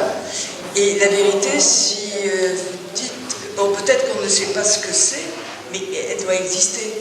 C'est pas la même chose. Mais merci d'exiger de moi un complément sur. Je suis conscient d'avoir été très rapide sur une question très très difficile. Et peut-être que fake news et post-vérité, c'était un sujet trop vaste et que j'aurais dû réserver la post-vérité pour un autre café philo. Donc vous avez raison de m'interpeller à ce sujet. Bon, post-vérité, c'est un mot qui est apparu dans le vocabulaire de façon assez récemment, qui ne dit pas... Alors vous avez raison de dire qu'on ne parle plus de mensonge, parce qu'on ne peut parler de mensonge que s'il y a une vérité. Les deux sont inséparables. Il y a mensonge, il y a vérité. Je vais vous répondre par une anecdote récente. Il y a la semaine dernière, j'ai invité à la Garde, dans mes manifestations du Haut du Rocher, des gens qui sont des lanceurs d'alerte. Des lanceurs d'alerte. Et j'ai eu un peu de flair parce qu'il se trouve que j'ai invité ces gens-là 8 jours avant le début du procès UBS qui a démarré lundi à Paris. Et donc parmi ces lanceurs d'alerte, il y avait Stéphanie Gibault, que j'ai beaucoup appréciée, qui prononçait des mots très très forts, qui était chez UBS et qui était une de celles qui a dénoncé ce qui se passait chez UBS, etc. Bien. Et à un moment donné, elle prend cet exemple. Elle dit, bon, mais moi, j'ai dit ce que j'ai vu, ce que j'ai constaté. Ça m'a coûté très très cher, ça m'a fait perdre mon emploi, ça m'a valu des ennuis considérables pendant des années et des années. Mais elle a pris l'exemple, on avait mis, parce qu'on fait bien les choses à la Garde, une très belle nappe bleue sur la table où étaient réunis les intervenants. Et elle a dit à un moment donné, j'ai beaucoup apprécié, même si vous dites tous que cette nappe est rouge, la vérité c'est que cette nappe est bleue. Bon. Donc il y a une vérité. Et on retrouve Socrate. Vous avez une très belle formule à un moment donné. Dans un dialogue de Platon, Socrate dit, si c'était un arbre qui se mettait à parler, un chêne aux portes d'Athènes, qui se mettait à dire la vérité, mais peu importe que ce soit le chêne qui dise la vérité est la vérité, quel que soit celui qui l'a dit. Bon. La post-vérité, c'est qu'au contraire, l'important c'est qui parle. Et on retrouve un peu mauvaise conséquence de mai 68. D'où parles-tu, camarade? D'où parles-tu? Donc la vérité, elle est attachée à celui qui parle. Qui est-il? Pourquoi dit-il ce qu'il dit? Et pas autre chose. Donc on est dans cette sociologie, dans cette conception sociologique qui était celle des sophistes, au fond, dans l'Antiquité. Il n'y a plus de vérité. Et c'est pour ça que, par rapport à la science, effectivement, alors il y a eu de très mauvaises interprétations, effectivement, de la physique quantique. J'en ai parlé tout à l'heure, notre ami en a parlé aussi. Il y a une vérité dans physique quantique. Il y a des expériences qui ont un résultat, même si on revise le paradigme ancien, et même si les choses sont beaucoup plus complexes qu'on l'imaginait, il y a du vrai et du faux, sinon il n'y a plus de science. Si dans la science, à un moment donné, il y a quelque chose qui n'est plus vrai, si on peut plus distinguer la vérité de l'erreur, il n'y a pas de science possible. Donc je fais une expérience, j'observe quelque chose, et à partir de là, mon hypothèse est bonne ou elle est invalide. Donc vous avez tout à fait raison. Moi, je reste attaché, parce que là aussi, vous trouverez dans mon livre toutes les réponses à cette question. Je suis persuadé que Nietzsche est un rationaliste, parce qu'un philosophe ne peut pas ne pas être rationaliste. Un philosophe croit en la raison, et sinon il n'écrirait pas. Nietzsche n'a pas écrit pour nous influencer, le malheureux, sinon il n'a pas influencé grand monde, personne n'a lu de son vivant. Donc qui a-t-il influencé, le pauvre homme? Non, il n'a pas écrit pour nous influencer ou nous manipuler, il a écrit parce qu'il pensait qu'il avait des hypothèses à nous soumettre, et des vérités, entre guillemets, peut-être à nous transmettre. Bon, un philosophe écrit parce qu'il pense qu'il est, de par l'effort qu'il fait de réflexion, de pensée, il a ce que Marcel Conche, mon grand ami Marcel Conche, 96 ans aujourd'hui, 1922, sa date de naissance, appelle des convictions vécues. Un philosophe, il n'a peut-être pas de vérité au sens classique et ancien du terme.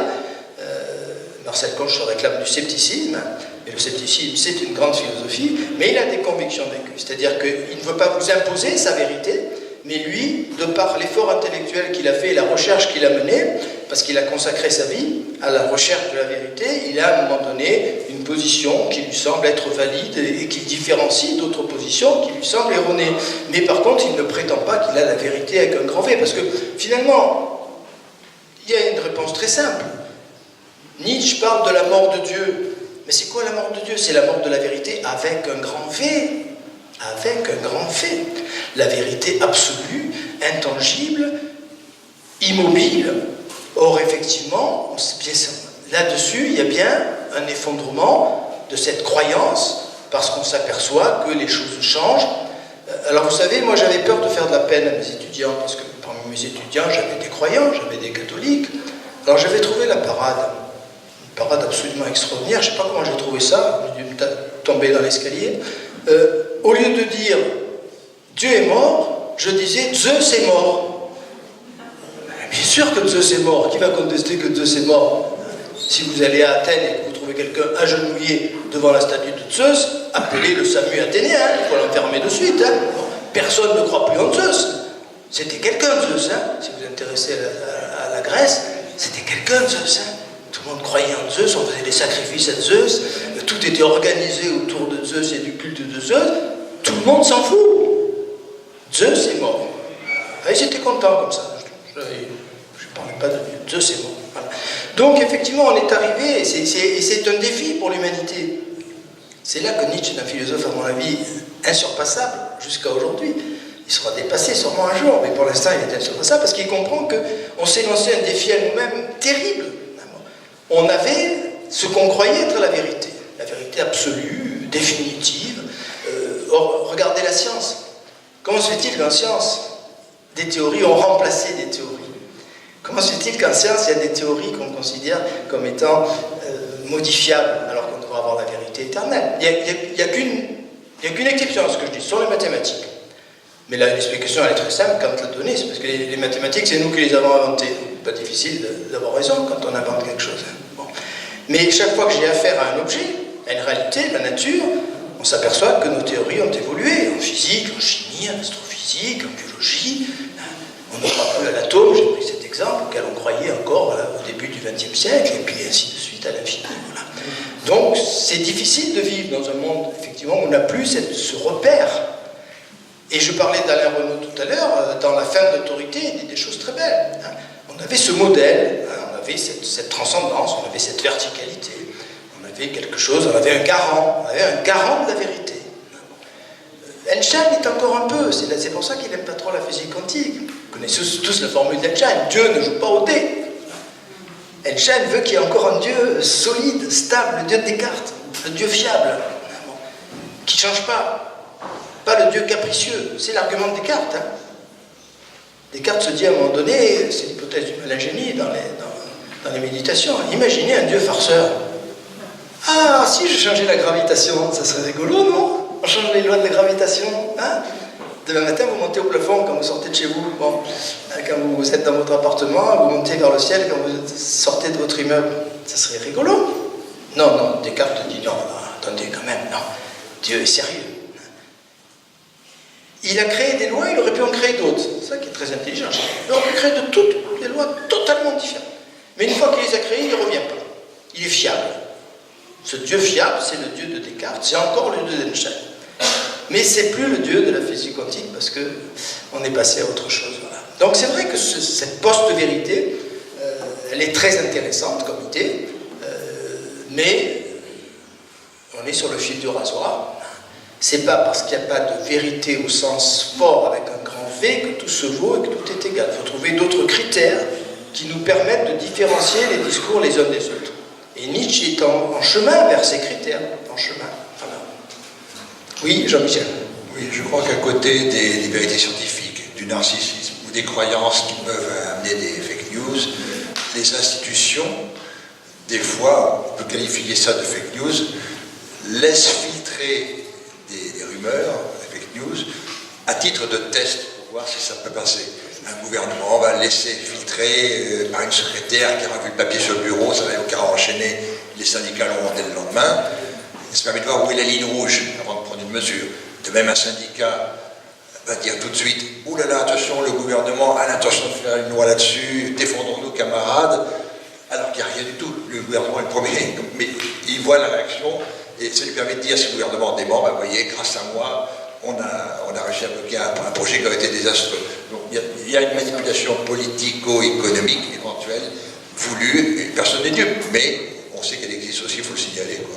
Tu as raison, c'est un autre cas de figure qui est réel. Là encore, Cap Ferrer dit des choses magnifiques. Hein. Apparemment, il connaissait bien le monde de l'entreprise, Cap Ferrer. Il dit effectivement, un patron se demande comment va être perçue sa décision d'augmenter le temps de travail sans augmenter les salaires. Alors, il va faire fuiter une fausse nouvelle en disant « Vous allez travailler 10 heures de plus au même salaire ». Alors, tout le monde hurle. Et puis finalement, il dit « Non, mais finalement, je vous ai entendu, vous allez travailler 5 heures de plus au même salaire. Ah, c'est bien, on a gagné. » Ça, ouais, les plus forts. Ils se sont fait entuber complètement, les malheureux. Bon, voilà. Donc ça, c'est une réalité, effectivement, dans le monde, en particulier dans le monde de l'entreprise. Et les gouvernements l'utilisent, effectivement. On va lancer une fausse information qui va inquiéter les individus, les citoyens, et on va dire ensuite non, mais c'est pas tout à fait ça, et les gens seront rassurés, etc. Ben, c'est un peu l'histoire qu'on a. Donc, c'est une petite histoire qu'on avait lue à l'école primaire. Je crois que c'est Anatole France. Peut-être que vous avez eu droit aussi à l'école primaire. Hein. C'est Anatole France qui rentre chez lui, il a passé toute la soirée à jouer avec les copains, il rentre chez lui à une heure impossible, il ne sait pas comment faire, et il dit « Maman, le pape est mort !» Alors la mère « Oh là là, le pape est mort !» Elle oublie complètement qu'il est rentré avec 3 heures de retard, et tout se passe bien, et le lendemain matin, tout va bien dans la famille d'Anatole France. Oui, il y a quelqu'un qui va, un jeune homme qui veut parler là au fond, donc c'est magnifique ça. On ne va pas le priver de parole. Alors, sur la diffusion, sur le pourquoi de la diffusion, vous avez parlé de la désacralisation des institutions, de la fonction, de l'autorité. Donc ça joue. Est-ce qu'il y a aussi l'ennui? C'est-à-dire qu'on retweet des histoires qui sont fausses, dont on ne se soucie pas de savoir si elles sont vraies ou fausses. On est dans une société qui est repue en fait, qui est satisfaite. Il y a des crises, mais on se porte bien finalement. Donc est-ce que cette appétence pour le sensationnel, parce que c'est souvent le sensationnel, les fausses nouvelles, est-ce que c'est pas juste la marque de l'ennui? Une société qui s'ennuie en fait. Est-ce que ça joue pas dans le fait de la diffusion? La télé-réalité aussi, c'est un exemple où on s'intéresse à des choses qui sont futiles.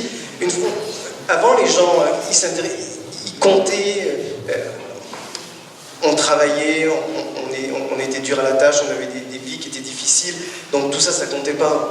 C'était peu de choses. Donc maintenant, on est dans une société qui est repue et on s'ennuie. Et donc, l'oisiveté est mère de tous les vices. Et en somme, les fausses nouvelles ne sont rien d'autre qu'une conséquence de cette société qui s'ennuie. J'ai l'impression. Et puis aussi, il y a le fait que ce sont souvent vous parliez donc du fait que vous, en tant que professeur, vous étiez contesté par les jeunes. Un tout petit peu, voilà. Un tout petit peu. Très légèrement. Le fait que Twitter, notamment, les principaux utilisateurs soient des jeunes, donc qui n'ont pas le recul nécessaire, est-ce que ça participe aussi le fait que tout le monde se sente journaliste, il n'y a plus personne ne sait, enfin voilà. Mais surtout l'ennui. Ben, vous faites preuve d'une très belle sagesse pour votre jeune âge, bravo. Mais je suis d'accord avec ce que vous dites. Oui, effectivement, on est dans une société... alors, si vous allez sur le site dont j'ai parlé tout à l'heure, sur les élections suédoises, c'est extraordinaire, parce qu'au moment de cette élection suédoise, dans tous les journaux, il y avait l'idée que ce qui fait monter le populisme, c'est bien sûr l'immigration, mais c'est aussi la crise économique, etc. Bon, il n'y a pas du tout de crise économique en Suède, le pouvoir d'achat a augmenté de 10% en quelques années. Bon, on aimerait bien que ça soit pareil en France. Donc vous voyez, vous avez raison là-dessus, vous avez raison. Effectivement, c'est un petit peu un jeu d'enfant gâté, les fake news, c'est aussi cela, bien sûr. Et l'ennui, alors c'est très intéressant ce que vous dites, l'ennui. L'ennui, et je dirais aussi, alors je reviens à Nietzsche, pardonnez-moi, vous allez dire que je suis obsessionnel, non, pas du tout, simplement j'ai trouvé beaucoup de choses chez ce grand monsieur. Nietzsche fait une hypothèse que presque aucun commentateur n'a reprise, qui est l'hypothèse suivante. Il y a un très beau petit paragraphe de Nietzsche où il se dit: est-ce que, au fond, le succès du christianisme, qui est quand même très étonnant, à Rome, qu'est-ce qui s'est passé? hein, ça contredit tout ce à quoi croyaient les Romains, les Grecs, etc. Est-ce que ce succès ne s'expliquait un peu par ce que vous appelez l'ennui, la répétition? Ça faisait des siècles et des siècles, on disait qu'il y avait des hommes supérieurs et des esclaves, ça faisait des siècles et des siècles qu'on était dans une vision hiérarchisante, et tout d'un coup on vient de nous dire mais non, nous sommes tous égaux, nous sommes tous créés à l'égalité. Ouh, c'est intéressant ça change un peu, hein. On rompt avec un discours, et je trouve très très génial cette hypothèse. Je ne dis pas que ça explique le succès du christianisme, c'est beaucoup plus compliqué que ça, mais il faut être niche pour faire une hypothèse de ce genre. C'est tout à fait l'ennui dont vous parlez, hein. On était dans un système qui était un peu épuisé, on avait fait le tour, on répétait les mêmes choses depuis des siècles et tout d'un coup on a quelque chose de totalement différent. Et vous avez aujourd'hui, bon, moi j'ai écrit un livre sur l'islamisme, pour l'instant j'ai pas eu de fatwa sur mon dos, donc j'espère que ça va durer longtemps, mais dans ce livre, je reprends un peu cette idée-là. Vous avez beaucoup de sociologues et de philosophes, mais je mets des guillemets au mot philosophe, qui expliquent effectivement l'attraction qu'exerce l'islamisme sur de jeunes esprits, parce que tout d'un coup on a quelque chose qui tranche effectivement avec cette société d'enfants gâtés, de facilité, etc. Donc vous avez beaucoup de sociologues qui pensent effectivement que tout d'un coup il y a eu un nouveau discours, on sortait de l'ennui, c'est intéressant, tiens, on sort de notre routine, on sort de nos habitudes, tout d'un coup il y a quelque chose qui est nouveau, qui n'est pas nouveau du tout en fait, puisque ça a 12 ou 13 siècles, mais en fait c'est présenté, c'est vendu comme ça, dans un très beau package, et c'est une des explications, peut-être, je ne sais rien, je suis prudent, j'ai donné des réponses dans mon livre, mais j'ai pas forcément la vérité. Donc voilà, je crois que je suis très, très sensible à ce que vous venez de dire, c'est une dimension importante, je crois, de la question. Donc vous voyez, vous m'avez beaucoup aidé ce soir, parce que vous avez apporté des compléments, et c'est ce qui fait la richesse de nos échanges. Et c'est ce qui donne beaucoup d'humilité aux philosophes et à l'orateur que je suis. Vous avez apporté des hypothèses que je n'avais pas développées dans mon propos et qui complètent très, très heureusement ce que j'avais dit. Et vous serez très heureux de vous découvrir sur la vidéo qu'on mettra sur notre site iPhilo, parce que vous avez été ce soir extrêmement brillant et je vous souhaite une très bonne soirée et un très bon week-end.